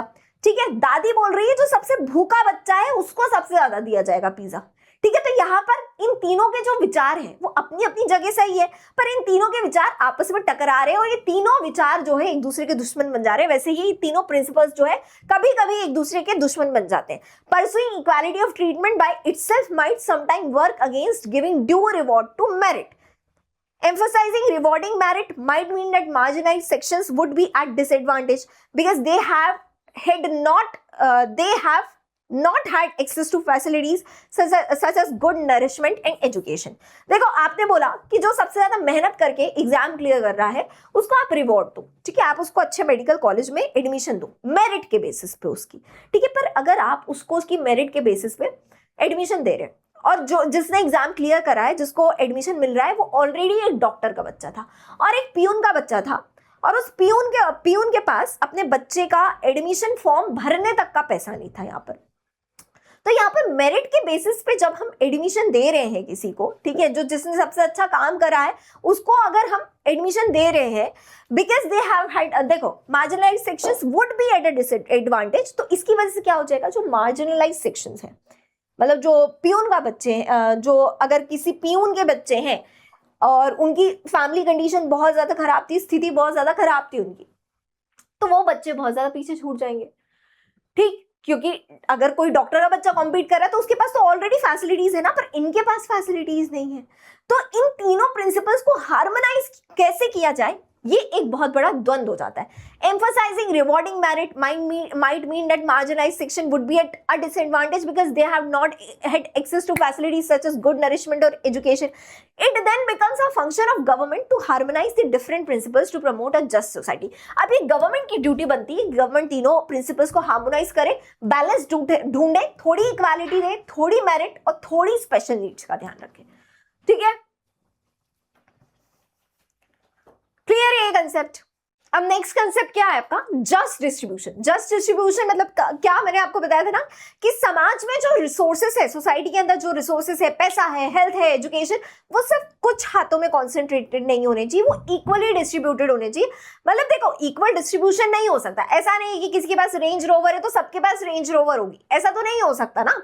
पर इक्वल डिस्ट्रीब्यूशन से मेरा मतलब क्या है कि गैप बहुत ज्यादा नहीं होना चाहिए। ऐसा नहीं कि सिर्फ 1% पॉपुलेशन बहुत ज्यादा अमीर है, सारे रिसोर्सेज, सारा एजुकेशन, सारा हेल्थ वही लेके बैठी हुई है, सारी फैसिलिटीज वही लेके बैठी हुई है, बाकी 90% लोग जो है वो बिना फैसिलिटीज के बैठे हुए। तो यहाँ पर जस्ट डिस्ट्रीब्यूशन का मतलब ये है कि जो मेहनत कर रहा है उसे उसकी मेहनत का दिया जाए। ऐसा नहीं है कि तुम किसान के बेटे हो तो तुम डॉक्टर नहीं बन सकते। दूसरी चीज ये कि जो बेसिक फैसिलिटीज है, जैसे हेल्थ है, एजुकेशन है, ये गवर्नमेंट की रिस्पॉन्सिबिलिटी बनती है कि भैया बेसिक फैसिलिटी सबके पास होनी चाहिए, चाहे वो स्लम में रह रहा इंसान हो, चाहे वो किसी महल में रह रहा इंसान हो। ठीक है, social injustice also concerns the just distribution of goods and services. If there are serious economic or social inequalities, अगर बहुत ज्यादा गैप है कि rich are becoming richer and poor are becoming poor, वो भ्रष्ट है, वो करप्ट है, वो पैसा चुरा के अगर रिच बनते जा रहे हैं और पुअर होते जा रहे हैं, तो इस तरीके की इतनी बड़ी लेवल की इकोनॉमिक और सोशल इनइक्वालिटी, सोशल मतलब जो अपर कास्ट के लोग हैं वो लोअर कास्ट के ऊपर बहुत ज्यादा दबदबा बना रहे हैं, एक रिलीजन के लोग दूसरे रिलीजन को बहुत ज्यादा डोमिनेट कर रहे हैं, it might become necessary to try and redistribute some of the important resources. तो क्या जरूरी हो जाता है, अब यहाँ पर जस्टिस जो है सिर्फ कोर्ट तक लिमिटेड नहीं है कि भैया आपको किसी ने आपकी कास्ट की वजह से टॉर्चर करा या फिर कोई आपको स्कूल या फिर कॉलेज में एडमिशन डिनाई कर रहा है आपकी कास्ट की वजह से, तो आप कोर्ट चले जाओ इंसाफ मांगने। यहाँ पर जस्टिस सिर्फ कोर्ट तक लिमिटेड नहीं है, अब जस्टिस जो है वो सोसाइटल लेवल पे उतर आया है, ठीक है, सोसाइटी के समाज के लेवल पे उतर आया है। तो यहाँ पर गवर्नमेंट की रिस्पॉन्सिबिलिटी क्या बनती है कि भैया अमीरों से थोड़ा पैसा ले लो, बहुत पैसा कमा लिया उनने, और टैक्स के फॉर्म में वो पैसा लो, और जो गरीब लोग हैं उन्हें बेसिक फैसिलिटीज प्रोवाइड करो, उस पैसे के थ्रू उन्हें हेल्थ केयर प्रोवाइड करो, एजुकेशन प्रोवाइड करो, सरकारी स्कूल अस्पताल बनाओ उस टैक्स के पैसे के थ्रू। या फिर अगर कोई बहुत ज्यादा प्रॉपर्टी लेके बैठा हुआ है, ठीक है, कि जैसे ब्रिटिशर्स के टाइम पे कुछ बहुत बड़े बड़े जमींदार होते थे जिनके पास किस्मत से बहुत ज्यादा प्रॉपर्टी होती थी, उनकी खुद की कमाई हुई नहीं होती थी वो, ठीक है, उनके पूर्वजों के थ्रू किस्मत से वो प्रॉपर्टी चली आ रही थी, तो वो जमींदार तो मालिक बन के बैठते थे, और जो गरीब किसान है उनसे उस जमीन पे खेती करवाई जाती थी और उन्हें उनकी खेती का मेहनताना उतना नहीं दिया जाता था। तो यहाँ पर जो प्रॉपर्टी है वो गलत तरीके से कुछ ही लोगों के हाथ में कॉन्सेंट्रेटेड है। तो यहां पर अगर आपको याद हो, इंडियन कॉन्स्टिट्यूशन एट वर्क वाली बुक में हमने क्या पढ़ा था कि गवर्नमेंट लेके आई थी जमींदारी अबॉलिशन एक्ट। क्या लेके आई थी गवर्नमेंट? जमींदारी अबॉलिशन एक्ट। मतलब जो बड़े बड़े जमींदार हैं उनको लिमिट कर दिया था कि आप सिर्फ इतनी ही प्रॉपर्टी होल्ड कर सकते हो, बाकी प्रॉपर्टी गवर्नमेंट ने ले ली थी, और उस प्रॉपर्टी को फिर गवर्नमेंट ने सोसाइटी के मेंबर्स के बीच में रीडिस्ट्रीब्यूट किया था जमींदारी अबॉलिशन एक्ट में, ठीक है।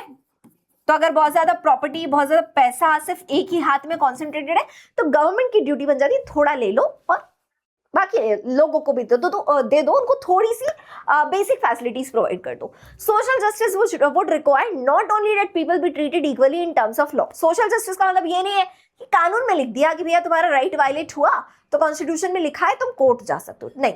सोशल जस्टिस का मतलब क्या है कि सोसाइटल लेवल पे अगर आपको इंसाफ इंश्योर करना है, जस्टिस इंश्योर करना है, तो आपको बेसिक क्वालिटी ऑफ लाइफ देनी पड़ेगी, ठीक है, बेसिक क्वालिटी ऑफ लाइफ देनी पड़ेगी, कंडीशंस देनी पड़ेगी और अपॉर्चुनिटीज देनी पड़ेगी। आपने बोल दिया कि सारे बच्चे जो है भारत के नासा में जा सकते हैं, मेहनत करो नासा में चले जाओ।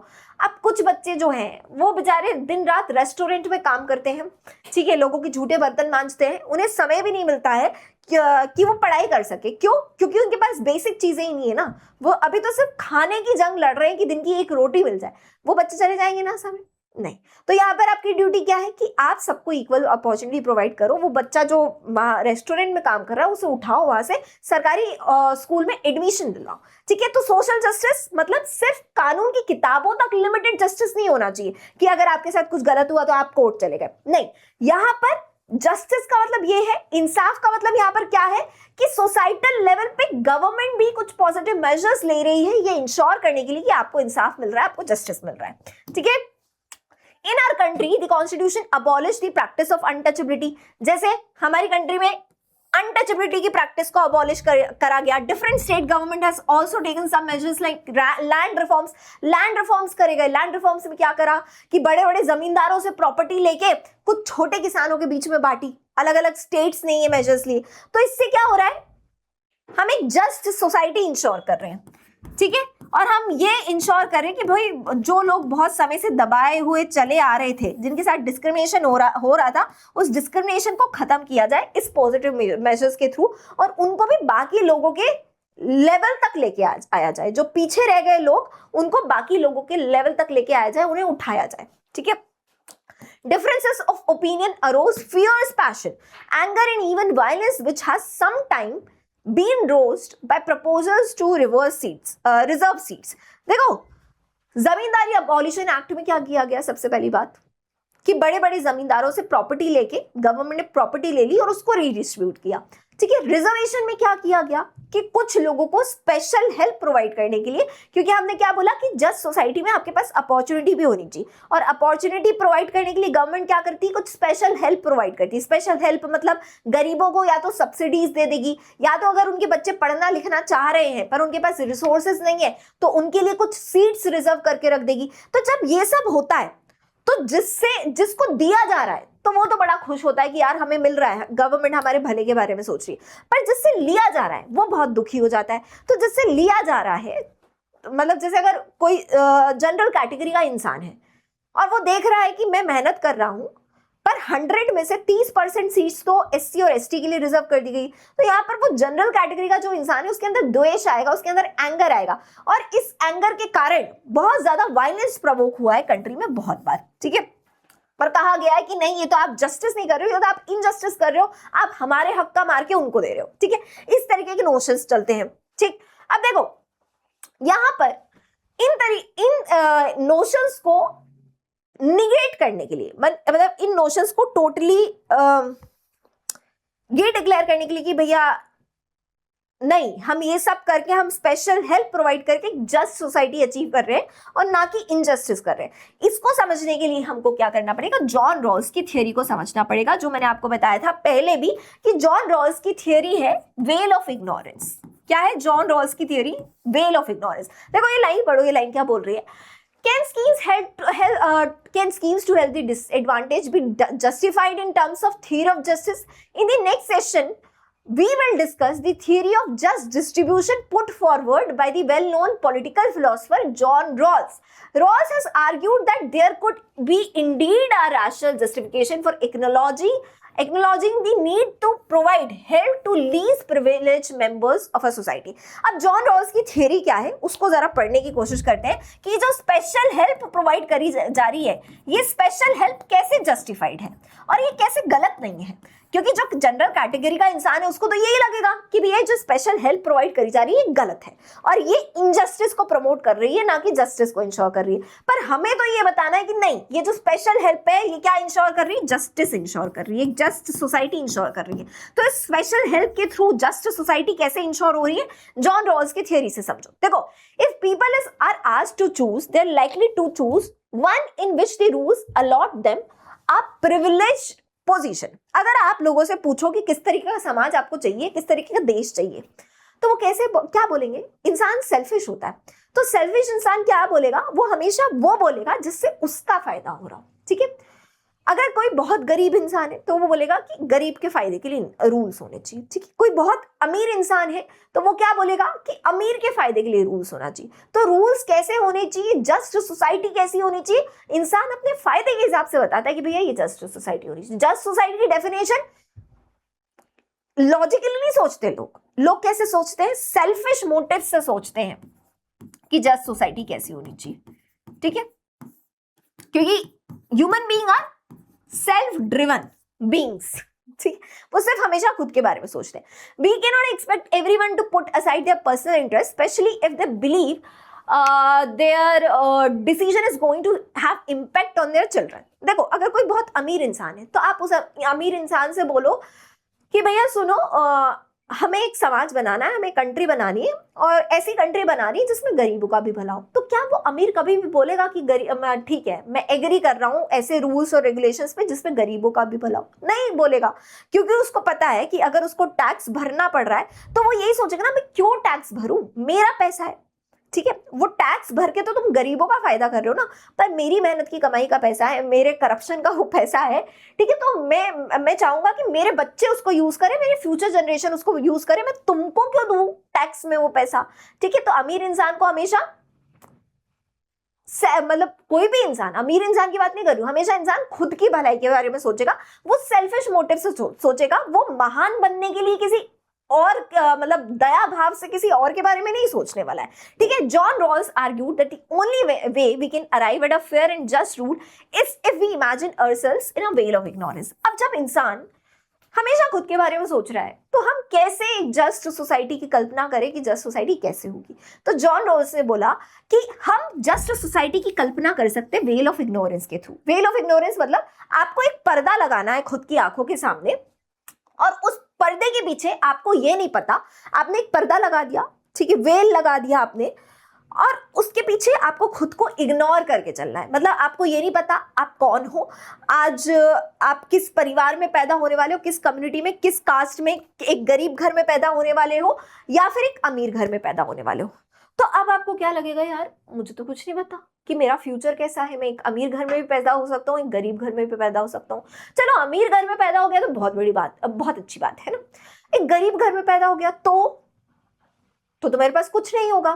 ठीक है, तो जब आपको नहीं पता कि आप किस घर में पैदा होने वाले हैं, तब आप क्या सोचेंगे आप अपनी रिस्क को कवर करते हुए चलेंगे।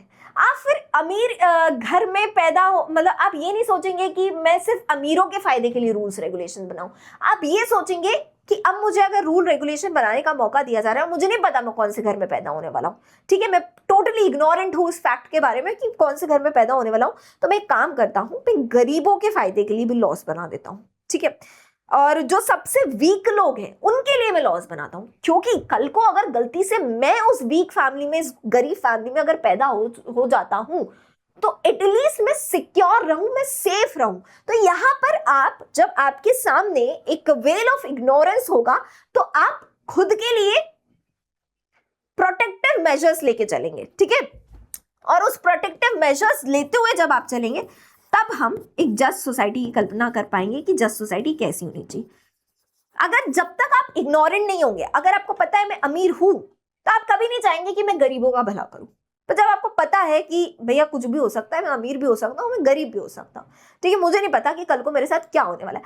आज मैं अमीर हूं, हो सकता है कल को मैं गरीब भी हो जाऊं, हो सकता है मेरी सारी धन जायदाद जमीन लुट जाए, मेरा बिजनेस बर्बाद हो जाए, तो तब आप सोचेंगे सबसे गरीब इंसान के बारे में भी, ठीक है। तो अगर एक जस्ट सोसाइटी कैसी होगी, कैसे रूल्स और रेगुलेशंस होने चाहिए उस जस्ट सोसाइटी में, अगर आपको उन रूल्स रेगुलेशंस के बारे में सोचना है, जस्ट सोसाइटी के बारे में सोचना है, तो आपको वेल ऑफ इग्नोरेंस, ठीक है, इग्नोरेंस का पर्दा साथ लेते हुए चलना पड़ेगा। जैसे फॉर एग्जांपल एक लॉटरी निकली है, उस लॉटरी में एक इंसान को महल मिलेगा और 9 लोगों को झोपड़ी मिलेगी, ठीक है।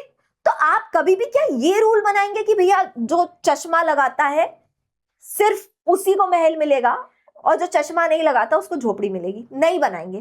क्यों? क्योंकि आपको ये पता है कि हो सकता है आप चश्मा ना लगाए, कल को आप ऐसा पैदा हो जाए कि आप चश्मा ना लगाए। तो अगर आप चश्मा नहीं लगाएंगे और आपने खुद के लिए ये रूल बना, आपने लॉटरी का ये रूल बना दिया कि सिर्फ चश्मे वालों को ही महल मिलेगा, तो यहां पर इनडायरेक्टली आप खुद का नुकसान करवा रहे, क्योंकि आपको तो नहीं पता ना कि आप चश्मे वाले पैदा होने वाले या बिना चश्मे वाले पैदा होने वाले, ठीक। तो आपको सबसे वीक पोजीशन पे सबसे वर्स्ट सोच के चलना है, तब आप सही रूल बना पाएंगे, ठीक है। मतलब हमको सबका भला सोच के चलना है, हमको सिर्फ खुद का भला सोच के नहीं चलना है। Each will envisages the future from the point of view of worst of, कि क्या सबसे बुरा हो सकता है, क्या सबसे गंदा हो सकता है, और जो सबसे गंदा हो सकता है ना, फिर मैं उसके हिसाब से रूल रेगुलेशन बनाऊं, क्योंकि मुझे नहीं पता मेरे साथ क्या हो सकता है, ठीक है।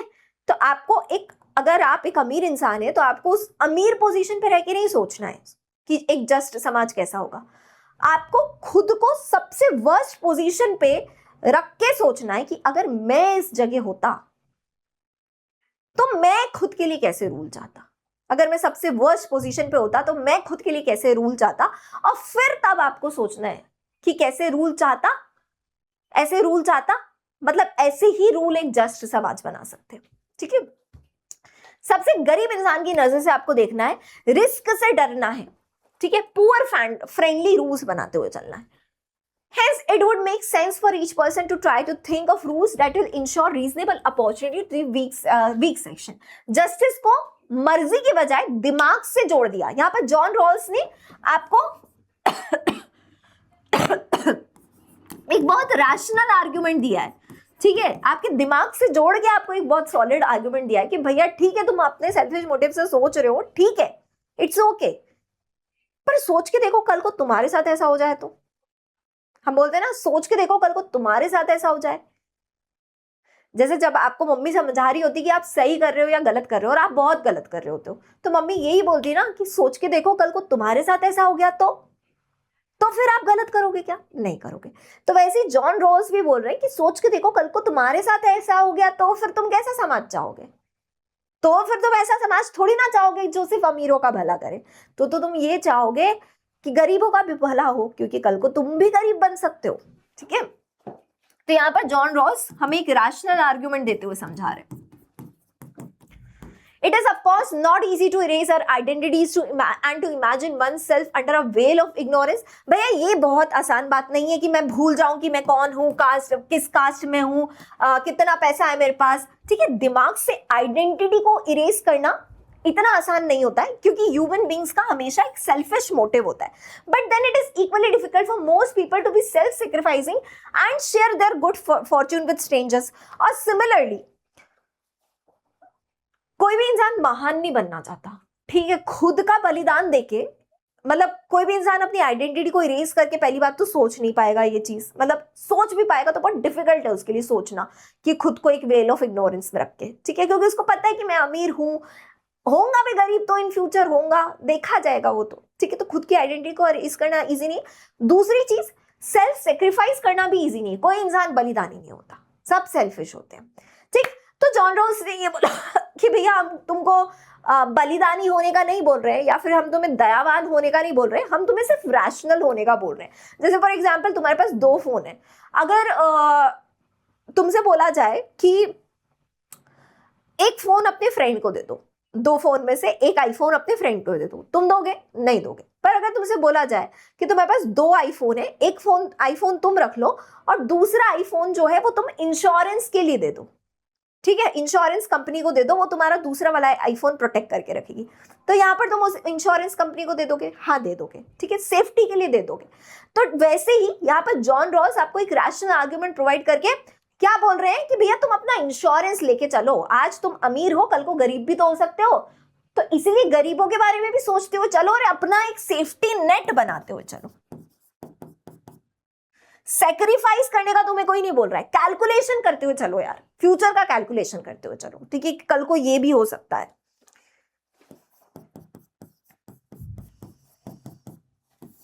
ठीक है। जब आप फ्यूचर से डरोगे, रिस्क से डरोगे, तब आप अपनी आइडेंटिटी थोड़ी बहुत इरेज कर पाओगे, नहीं तो नहीं कर पाओगे, ठीक है। The merit of veil of ignorance is that it is expected people to be just be their usual rational selves. They'll find that it is in their interest to think from the position of worst of. यहाँ पर हमको महान नहीं बनना है, बलिदानी नहीं बनना है, हमको समझदार बनना है कि भैया आज आप अमीर हो कल को आप गरीब भी बन सकते हो, तो आप इस तरीके से सोच के देखो, इस पॉइंट ऑफ व्यू से सोच के देखो कि आपके साथ क्या सबसे बुरा हो सकता है, ठीक है।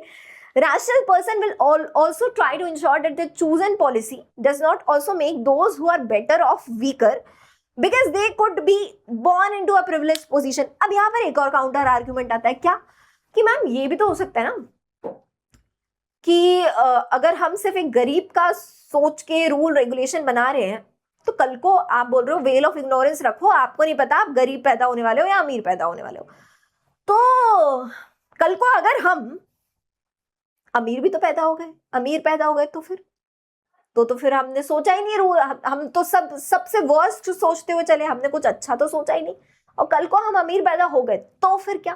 तो यहाँ पे जॉन रॉल्स से बोला कि आप एक बैलेंस ढूंढते हुए चलो, सोसाइटी ऐसा होल का सोचते हुए चलो और एक बैलेंस ढूंढते हुए चलो। आपको सिर्फ ये नहीं करना है कि सिर्फ गरीबों के लिए लॉस बना दिए, ठीक है, पूरी सोसाइटी ऐसा होल के लिए लॉस बनाने हैं, और जो पीछे रह गया है उसकी रिस्क को कवर करने के लिए, कल को आपके साथ भी ऐसा हो सकता है, उस रिस्क को कवर करने के लिए आपको उनके लिए कुछ स्पेशल लॉस बनाने हैं, बाकी लॉस पूरी सोसाइटी ऐसा होल के लिए बनाने हैं, ठीक है। Such fairness would be the outcome of rational action, not benevolence or generosity. जब आप वेल ऑफ इग्नोरेंस में खुद को रख के सोचेंगे, तो जो लॉज आप बनाएंगे, जो रूल रेगुलेशन आप बनाएंगे, जो आउटकम निकलेगी, ठीक है, वो किसी उदारता या दयावाद से नहीं निकलेगी, ठीक है, वो या किसी महान बनने के तरीके से नहीं निकलेगी, वो एक रैशनल माइंड से निकलेगी कि कल को मेरे साथ भी ऐसा हो सकता है, ठीक। समझ आई जॉन रॉल्स की थियरी क्या बोलती है। अब देखो परसुइंग सोशल जस्टिस, यहाँ पर क्या समझना है आपको,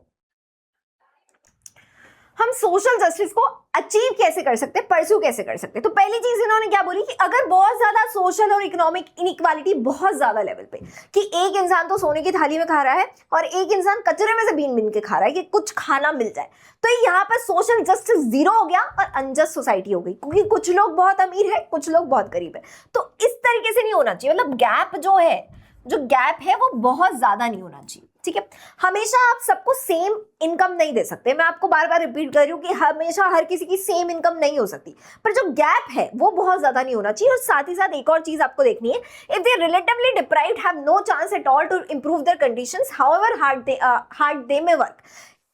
कि सोशल इनजस्टिस कब होगा कि अगर जो डिप्राइव्ड लोग हैं, जो पुअर लोग हैं, ठीक है, अगर वो बहुत ज्यादा रात दिन मेहनत कर रहे हैं फिर भी वो अपनी पोजीशन इंप्रूव नहीं कर पा रहे हैं, क्यों? क्योंकि उन्हें अपॉर्चुनिटी नहीं मिल पा रही है, उनकी करनी का फल नहीं मिल पा रहा है, ठीक है, उनकी मेहनत का अगर उन्हें फल नहीं मिल पा रहा है, तो यहाँ पर ये सोसाइटी जो है वो इनजस्ट सोसाइटी होगी, वो सड़ी हुई सोसाइटी होगी, क्योंकि वहां पर मोबिलिटी नहीं होगी। ठीक है, अगर कोई बहुत गरीब है, कल को वो अमीर बन जाए, तो यहाँ पर क्या है, मोबिलिटी है, आपको एक चेंज देखने को मिल रहा है। पर जो जैसा है हमेशा वो वैसा ही रहे और कोई चेंज ही ना हो सोसाइटी के अंदर, तो वो इनजस्ट सोसाइटी है। तो हमेशा सबकी सेम इनकम नहीं हो सकती, पर आपको देखना है कि मोबिलिटी है या नहीं, सबके पास अपॉर्चुनिटीज है या नहीं, और अपॉर्चुनिटीज होने के बाद सबके पास मतलब सबके पास बराबर मौका होने के बाद लोग अगर मेहनत कर रहे हैं तो चेंज कर पा रहे हैं या नहीं कर पा रहे। ऐसा तो नहीं कि सरकार जो मेहनत कर रहा है उसे रोक रही है, या फिर एक कम्युनिटी दूसरी कम्युनिटी के बीच में आड़ बन रही है उसको रोक रही है। ठीक, तो मोबिलिटी होना चाहिए, चेंज हो सकता है, अमीर गरीब भी बन सकता है, गरीब अमीर भी बन सकता है उसकी मेहनत के अकॉर्डिंग। ठीक है, how can we decide what are the meaning basic minimum conditions of life needed by people. पहली देखो क्या बोला मैंने आपको कि बहुत ज्यादा सोशल इकोनॉमिक इनइक्वालिटी नहीं होना चाहिए जस्ट सोसाइटी के अंदर,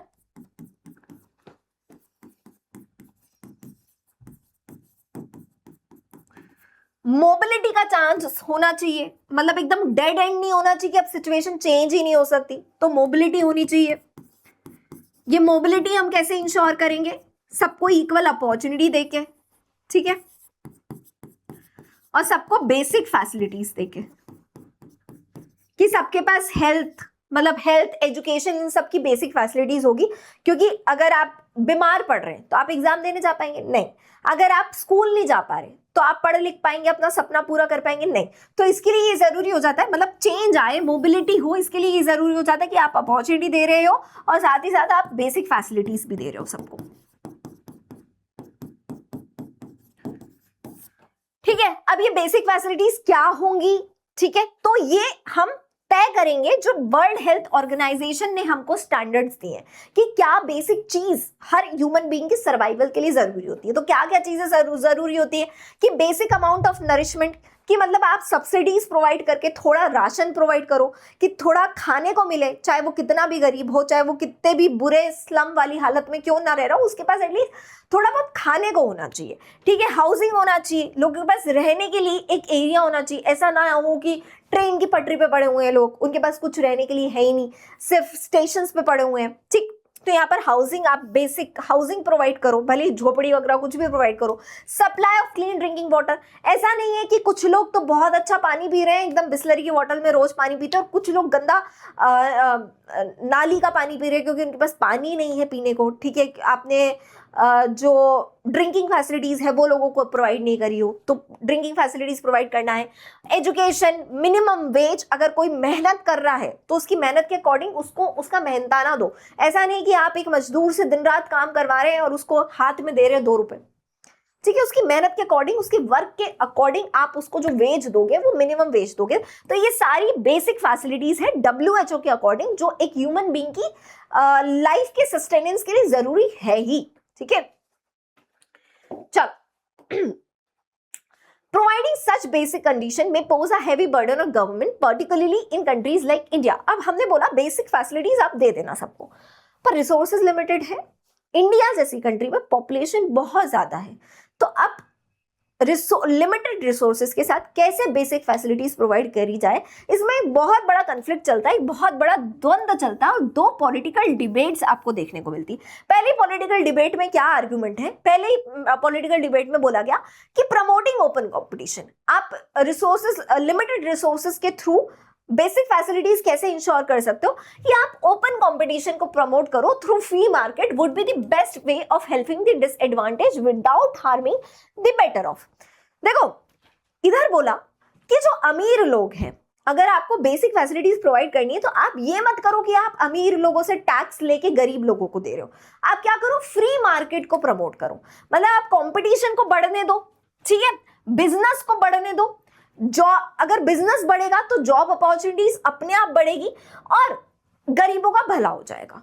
ठीक है, क्योंकि मतलब मार्केट बढ़ेगा, कंपटीशन बढ़ेगा, जॉब अपॉर्चुनिटीज जब अपने आप बढ़ने लग जाएगी तो बहुत सारी जॉब अपॉर्चुनिटीज कंट्री में डेवलप हो जाएगी और फिर वो गरीब लोग भी जॉब अपॉर्चुनिटीज को अवेल कर सकते हैं क्योंकि बहुत सारी जॉब्स हैं। तो इनडायरेक्टली ऐसे मतलब आपको अमीरों से टैक्स इकट्ठा करके भी गरीबों को नहीं देना पड़ेगा क्योंकि गरीबों के पास जॉब्स बहुत ज्यादा होगी, ठीक है। पुअर लोग जो है उनके पास जॉब्स बहुत ज्यादा होगी, वो जॉब्स को अवेल कर पाएंगे फ्री मार्केट के थ्रू। तो पहली चीज तो यहां पर ये बोली गई कि आप फ्री मार्केट को प्रमोट करो, आपको टैक्स इकट्ठा करने की जरूरत नहीं है, ठीक है।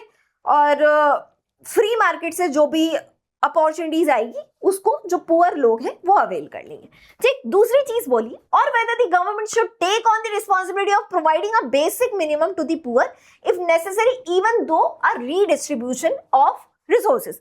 अब यहां पर बोला गया कि भैया, दूसरे आर्ग्यूमेंट में बोला गया कि मार्केट सिर्फ उसकी सुनता है जिसके पास बाइंग पावर है, जिसके पास पैसा है।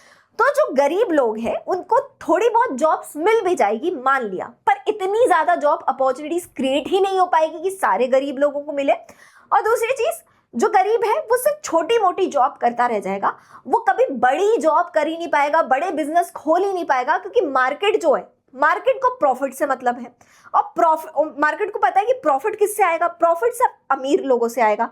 तो मार्केट सिर्फ उस पर ट्रस्ट करता है जिसके पास पैसा है, जिसके पास बाइंग पावर है। तो गरीब लोग कभी उठ ही नहीं पाएंगे अगर आपने फ्री मार्केट को प्रमोट करा और गवर्नमेंट ने पॉजिटिव मेजर्स लेके गरीबों को खुद से कुछ फैसिलिटीज नहीं प्रोवाइड करी। तो ये आर्गुमेंट बोलता है कि गवर्नमेंट को खुद से कुछ बेसिक फैसिलिटीज प्रोवाइड करना है, जैसे एजुकेशन और हेल्थ जैसी फैसिलिटीज, ताकि जो अमीर लोग हैं, जो मार्केट है, वो हमेशा गरीबों को दबाते ना रहे। और इसके लिए गवर्नमेंट को क्या करना पड़ेगा, टैक्स इकट्ठा करना पड़ेगा। यहां तो बोला कि कोई टैक्स इकट्ठा मत करो, जब मार्केट अपने आप बढ़ता रहेगा, जॉब्स अपने आप निकलती रहेंगी, और जब जॉब्स निकलती रहेंगी तो गरीब लोग भी उस जॉब को अवेल कर पाएंगे और आगे बढ़ जाएंगे, ठीक है। पर यहाँ पर बोला कि भैया अमीर लोग जो है वो गरीब लोगों को आगे कभी बढ़ने ही नहीं देंगे कि मार्केट सिर्फ उनकी सुनता है जिनके हाथ में पैसा है, जिनके हाथ में पावर है।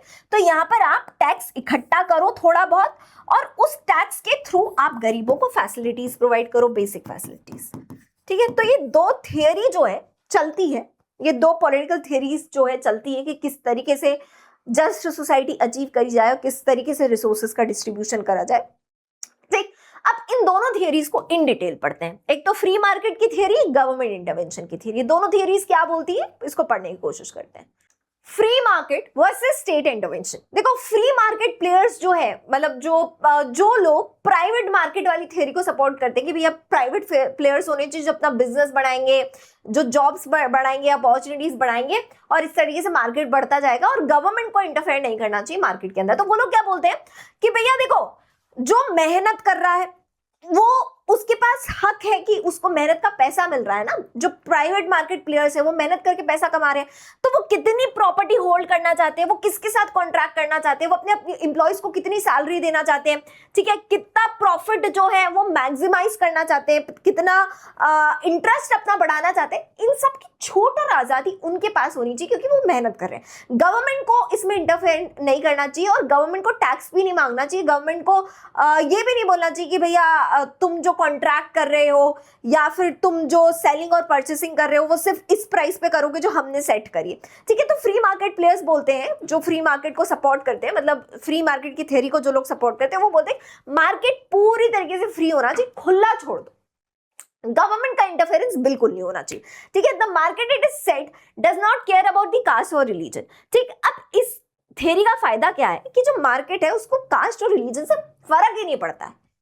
मार्केट का मेन जो काम है, जो प्राइवेट प्लेयर्स का, मतलब जो भी प्राइवेट कंपनी है मार्केट के अंदर, उनका काम क्या है, अपना प्रॉफिट मैक्सिमाइज करना। आप चाहे किसी रिलीजन से बिलोंग करते हो, किसी भी कास्ट से बिलोंग करते हो, अगर आप प्रॉफिट लेके आ रहे हो, अगर आप किसी कंपनी का फायदा करा रहे हो, ठीक है, या फिर मतलब एक कंपनी दूसरी कंपनी को खरीद रही है, तो उसको फर्क नहीं पड़ता कि भैया जो कंपनी दूसरी कंपनी को खरीद रही है उसको फर्क नहीं पड़ता कि मुझे कौन सी कंपनी बिलोंग करती है, वो खरीद रही है, उस कंपनी का जो ओनर है, सीईओ है, वो कौन से कास्ट से बिलोंग करता है, कौन से रिलीजन से, उस चीज से कोई फर्क नहीं पड़ता। आप हमें फायदा लेके आओ, ठीक है, पैसा दो संभाल ले जाओ वाला कंसेप्ट है। सिर्फ पैसे से मतलब है, प्राइवेट मार्केट्स को, ठीक है। मतलब यहाँ पर जो थियरिस्ट है वो बोल रहे हैं सिर्फ पैसे से मतलब है, जिसके चलते सोशल डिस्क्रिमिनेशन पूरी तरीके से खत्म हो जाता है। क्या खत्म हो जाता है? Social discrimination. लोग कास्ट वगैरह इन सबको इग्नोर कर देते हैं। लोग देखते हैं कि आप कितना पैसा कमा रहे हो, आपकी परचेसिंग पावर कितनी है, ठीक है। अगर हम आपके ऊपर इन्वेस्ट कर रहे हैं तो आप हमें रिटर्न दे सकते हो, यानी कोई फर्क नहीं पड़ता किसी कास्ट रिलीजन से आप बिलोंग करते हो। But regarding basic goods and services, if private agencies do not find this profitable, they may prefer not to enter the particular market। पर यहाँ पर एक नुकसान भी है, ये सोशल डिस्क्रिमिनेशन को खत्म कर रहा है प्राइवेट मार्केट, इसका फायदा है। पर एक नुकसान क्या है प्राइवेट मार्केट का, कि भैया जो प्राइवेट मार्केट है वो दया से नहीं चलता, वो धंधे से चलता है, ठीक है। उसे धंधे से मतलब है, उसे प्रॉफिट से मतलब है। तो वो किसी भी ऐसी जगह पे अपनी कंपनी नहीं लगाएगा या फिर किसी भी ऐसी जगह पे बिजनेस नहीं करेगा जहां पर उसको फायदा नहीं हो रहा।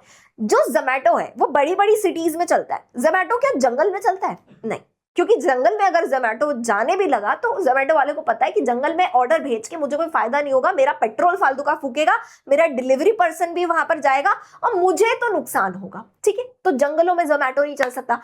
एक अगर स्कूल है, अगर एक स्कूल सेटअप हो रहा है प्राइवेट स्कूल, तो वो प्राइवेट स्कूल जो है वो सिटी में सेटअप होना चाहेगा, वो पिछड़े हुए इलाके में सेटअप नहीं होना चाहेगा, क्योंकि उसको पता है कि सिटी के बच्चे जो है वहां पर अमीर अमीर लोगों के बच्चे रहते हैं, वो हमारी फीस अफोर्ड कर पाएंगे और वहां से हमें प्रॉफिट मिलेगा। किसी पिछड़े इलाके में स्कूल सेटअप करके हमें कोई प्रॉफिट नहीं मिलेगा। तो जो प्राइवेट मार्केट है वो पूरी तरीके से प्रॉफिट पे काम करता है। अब क्योंकि ये प्रॉफिट पे काम कर रहा है और स्कूल जो है वो बड़ी सिटी में सेटअप हो रहा है, पिछड़े इलाके में सेटअप नहीं हो रहा, क्योंकि वो प्राइवेट स्कूल है, ठीक है, उसे प्रॉफिट से मतलब है। तो जो पिछड़े हुए इलाके के बच्चे हैं वो तो हमेशा पीछे ही रह जाएंगे, क्योंकि कभी भी कोई भी बड़े बड़े प्राइवेट स्कूल्स वहां पर जाके सेटअप ही नहीं होंगे, और वो शहर के बच्चों के कंपैरेटिवली उनका एजुकेशन लेवल जो है वो हमेशा लो बना रहेगा, ठीक। तो इसीलिए यहाँ पर इस प्रॉब्लम के चलते गवर्नमेंट इंटरफेरेंस जरूरी हो जाता है, ठीक है। यहाँ पर ये जरूरी हो जाता है कि कुछ फैसिलिटीज जो प्राइवेट कंपनियां प्रोवाइड नहीं कर पा रही है वो गवर्नमेंट प्रोवाइड करे। और गवर्नमेंट कैसे प्रोवाइड करेगी? गवर्नमेंट के पास खुद का पैसा है क्या?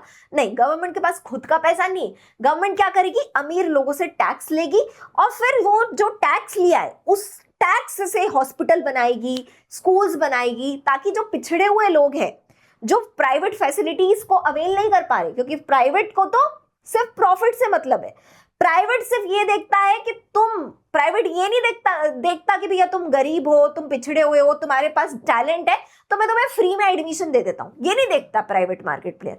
प्राइवेट मार्केट प्लेयर ये देखता है कि तुम मेरी इतनी मोटी फीस अफोर्ड कर सकते हो या नहीं अफोर्ड कर सकते। तो जो बच्चा जिसके पास टैलेंट है वो स्कूल में एडमिशन ले सकता था, पर उसके पास पैसा नहीं था, तो वो तो हमेशा अनपढ़ ही रह जाएगा, वो बच्चा पढ़ ही लिख नहीं पाएगा। तो यहाँ पर गवर्नमेंट का इंटरफेरेंस जरूरी हो जाता है। इसलिए गवर्नमेंट प्राइवेट फैसिलिटीज के साथ साथ गवर्नमेंट फैसिलिटीज होना जरूरी हो जाता है, गवर्नमेंट का इंटरवेंशन जरूरी हो जाता है, ठीक है।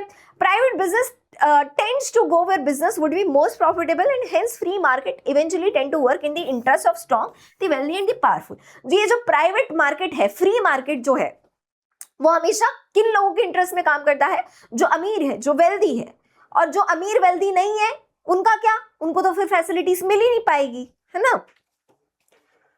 Therefore, it would be in the interest of all society as a whole should benefit. Such fairness would be the outcome of rational action, not benevolence।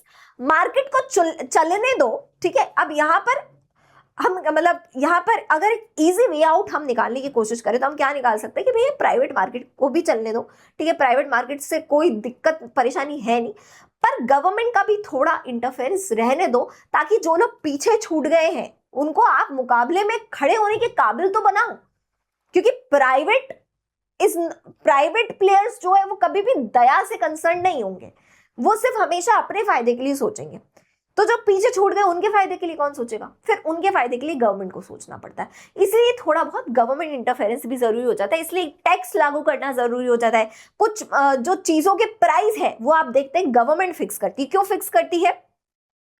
क्योंकि अगर प्राइवेट प्लेयर्स उन चीजों के प्राइस फिक्स करने लगे अपने अकॉर्डिंग तो वो बहुत हाई प्राइस फिक्स कर देंगे, और जो पीछे छूटा हुआ इंसान है या फिर जो गरीब इंसान है वो उस चीज को अफोर्ड ही नहीं कर पाएगा। ठीक है, इसलिए थोड़ा बहुत गवर्नमेंट इंटरफेरेंस जरूरी है.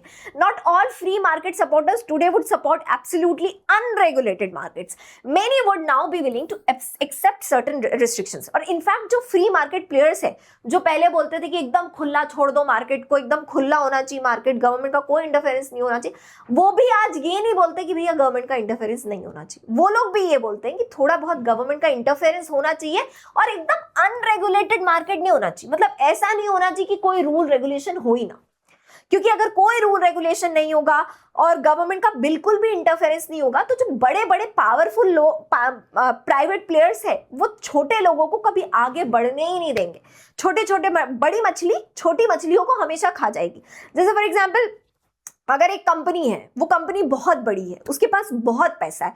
एक छोटी कंपनी है और वो छोटी कंपनी खुल गई है, वो अपने एफर्ट मार रही है, ठीक है. उस छोटी कंपनी में जो टीचर्स काम कर रहे हैं, वो टीचर्स बहुत अच्छे, स्टार्टअप है उनका, वो लोग आगे बढ़ने की कोशिश कर रहे हैं अपने टैलेंट के बेसिस पे. पर वो बड़े मार्केट प्लेयर क्या इन छोटे मार्केट प्लेयर को आगे बढ़ने देंगे? कभी आगे नहीं बढ़ने देंगे.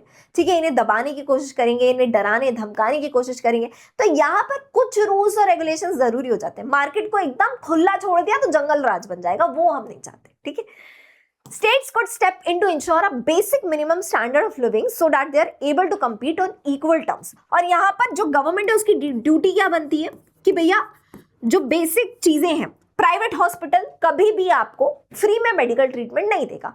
प्राइवेट कॉलेज, प्राइवेट स्कूल कभी भी आपको फ्री में एडमिशन नहीं देगा या फिर कम पैसों में एडमिशन नहीं देगा. तो यहाँ पर गवर्नमेंट की ड्यूटी बन जाती है कि कुछ गवर्नमेंट हॉस्पिटल्स और स्कूल खोले जाए अमीरों से थोड़ा टैक्स कलेक्ट करके, ताकि जो पीछे छूट गए हैं उन्हें कंपटीशन करने के काबिल तो बनाया जाए. नहीं तो उनकी कंडीशन हमेशा सेम रहेगी, वो चेंज ही नहीं हो पाएगी. अगर गवर्नमेंट जो पीछे छूटे हुए लोग हैं उनको कंपटीशन करने के काबिल ही नहीं बनाएगी, तो जो गरीब फैमिली में पैदा हुआ है वो हमेशा गरीब रहेगा, मोबिलिटी आ ही नहीं पाएगी. और अगर मोबिलिटी नहीं आ पाएगी तो जस्ट सोसाइटी अचीव नहीं हो पाएगी. तो जस्ट सोसाइटी अचीव होने के लिए मोबिलिटी आना जरूरी है, चेंज आना जरूरी है. ठीक है कि अगर कोई टैलेंटेड है और अगर वो किसान का बेटा है, बहुत गरीब किसान का बेटा है, तो वो अपने टैलेंट के बेसिस पे अर्न कर सके. ठीक है, पर टैलेंट के बेसिस पे अर्न कर सके उससे पहले उसका स्कूल जाना जरूरी हो जाता है. फिर स्कूल कौन प्रोवाइड करेगा? यहाँ पर फिर गवर्नमेंट की रिस्पॉन्सिबिलिटी बनती है कि भैया क्योंकि वो प्राइवेट स्कूल में एडमिशन नहीं ले सकता तो सरकारी स्कूल्स प्रोवाइड करो. ठीक है, तो गवर्नमेंट इस तरीके से इंटरफेयर करती है.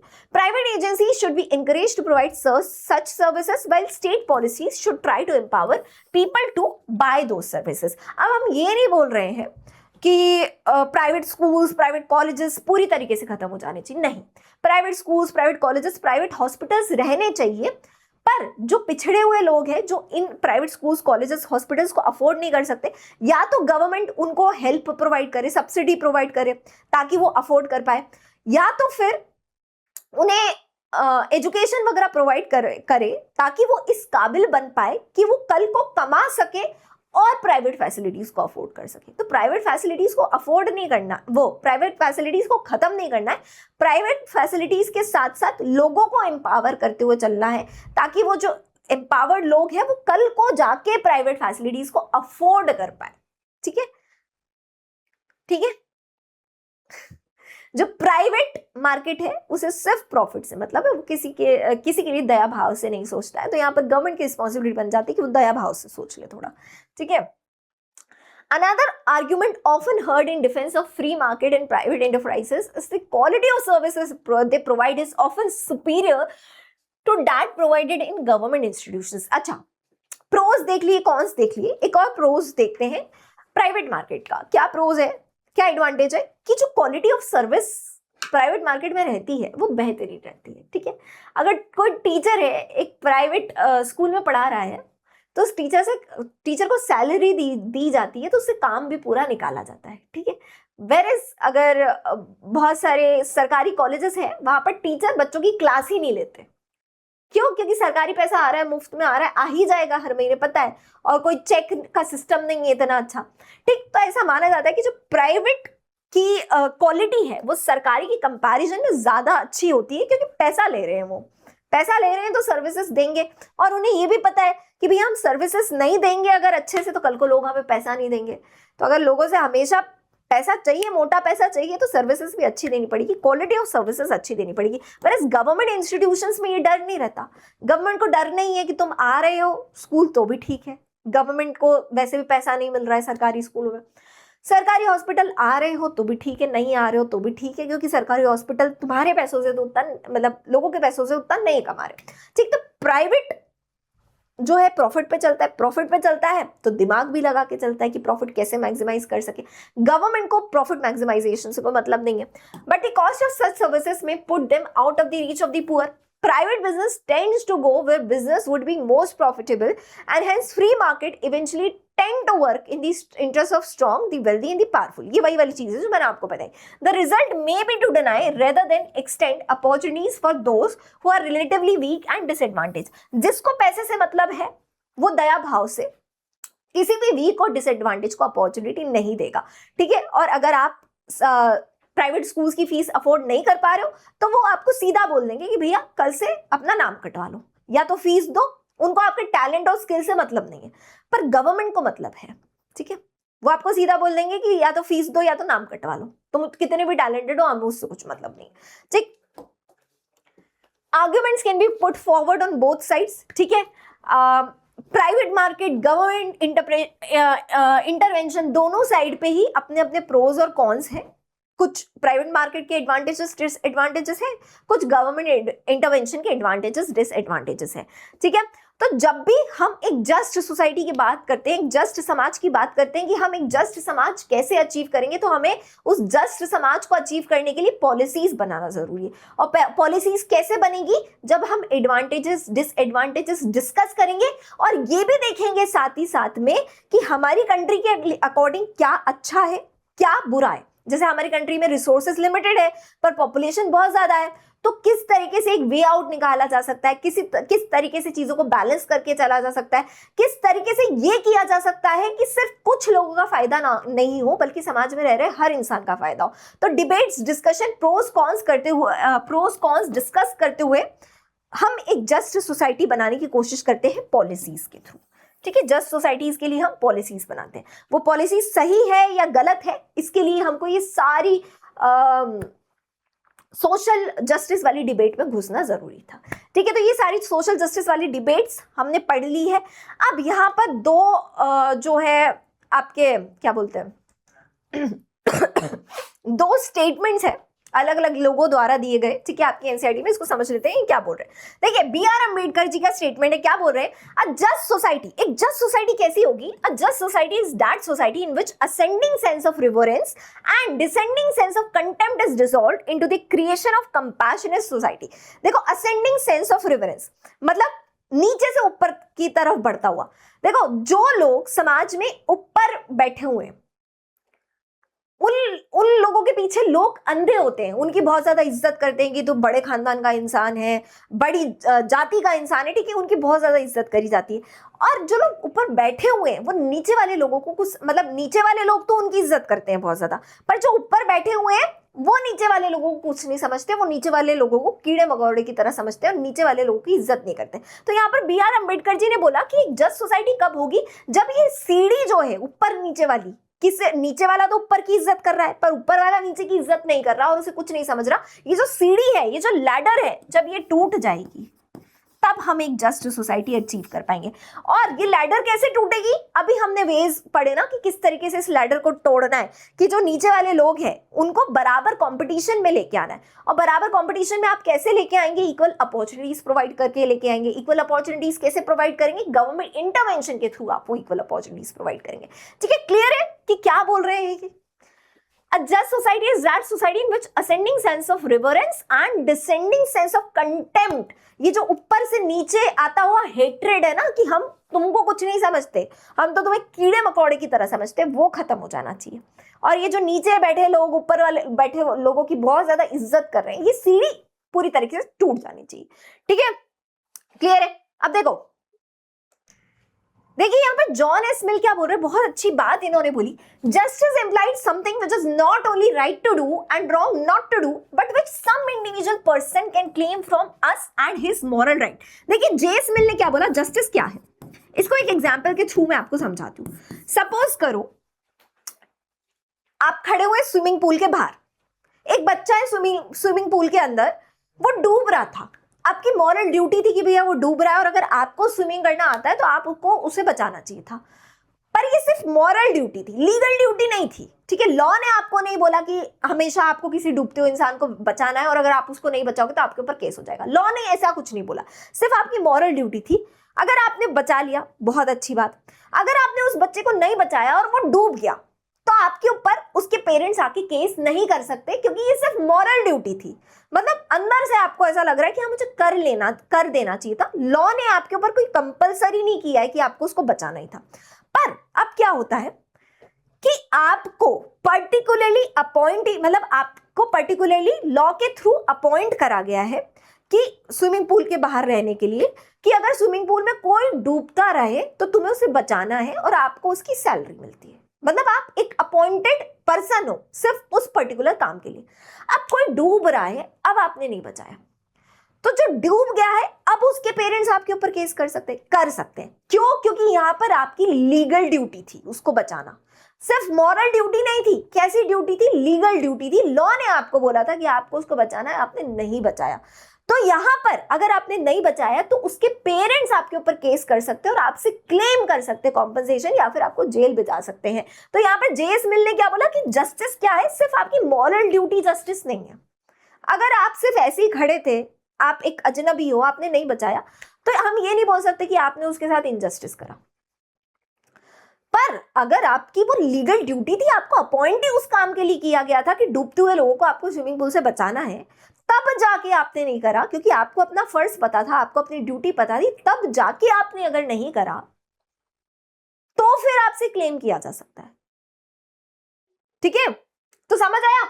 Justice implies something which it is not only right to do. अगर आप उसे बचा लेते, ठीक है, आप अजनबी हो, अगर आप उसे बचा लेते बहुत अच्छा होता। And wrong not to do, ठीक है, right which is not only right to do and wrong not to do, but which some individual person can claim from us and his moral right. जो individual person आपसे claim कर सकता है, जैसे for example आपने क्या करा कि एक चिंटू है बच्चा, उसको बहुत भूख लग रही है, आपने उसको 50 रुपए दिए और बोला कि जा समोसा ले आओ। तो यहाँ पर अच्छी चीज करी, आपने मॉरल चीज करी कि आपने 50 रुपए दिए कि समोसा लिया। आप नहीं भी देते तो चिंटू आपके ऊपर केस नहीं कर सकता था, पर आपने दे दिए तो बहुत अच्छी बात। अब क्या हुआ, एक दूसरा केस लो, आपने अपने फ्रेंड से 50 रुपए उधार लिए थे।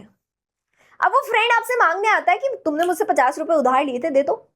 आप नहीं दे रहे हो उससे, आपने दे दिए तो बहुत अच्छी बात, आप उसे नहीं दे रहे हो। तो यहां पर उधार लिए थे आपने, तो और ऑन पेपर आपने लिखवा के उधार लिए थे, तो यहां पर आपकी लीगल ड्यूटी है उसे लौटाना, और वो आपसे क्लेम कर सकता है। वो उसका लीगल राइट है कि वो आपसे क्लेम कर सकता है। आपकी लीगल ड्यूटी है कि आप उसे 50 रुपए लौटाओ, और उसके पास आपके साइन करे हुए पेपर है, तो वो उसका लीगल राइट है कि वो आपसे क्लेम कर सकता है। तो इनजस्टिस कहां पर होगा? जब आप उसके लीगल राइट को डिनाई कर दोगे कि मैं नहीं दे रहा तुझे, और वो आपके ऊपर केस कर सकता है, उसके पास वो अधिकार है कि वो आपके ऊपर केस कर सकता है। तो यहां पर इनजस्टिस होगा, जहां पर लीगल ड्यूटी होती है और जहां पर क्लेम होता है। जहां पर कोई क्लेम नहीं है, अगर आपने चिंटू को 50 रुपए नहीं दिए तो वहां चिंटू आपसे 50 रुपए क्लेम कर सकता है क्या? आपके खिलाफ केस कर सकता है क्या? नहीं कर सकता, ठीक है। पर यहां पर आपने अगर अपने फ्रेंड को नहीं लौटाए 50 रुपए, तो वो केस कर सकता है, वो क्लेम कर सकता है।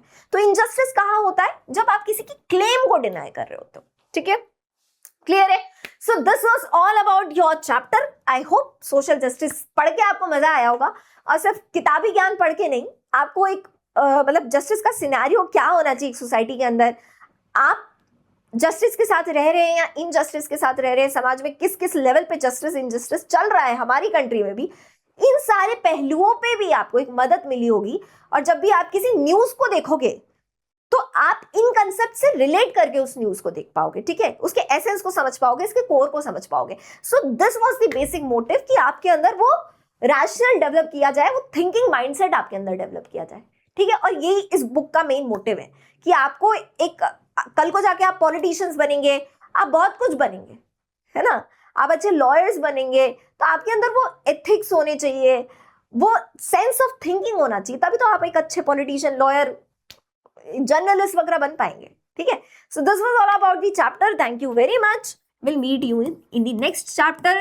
तब तक के लिए टेक केयर, बाय बाय।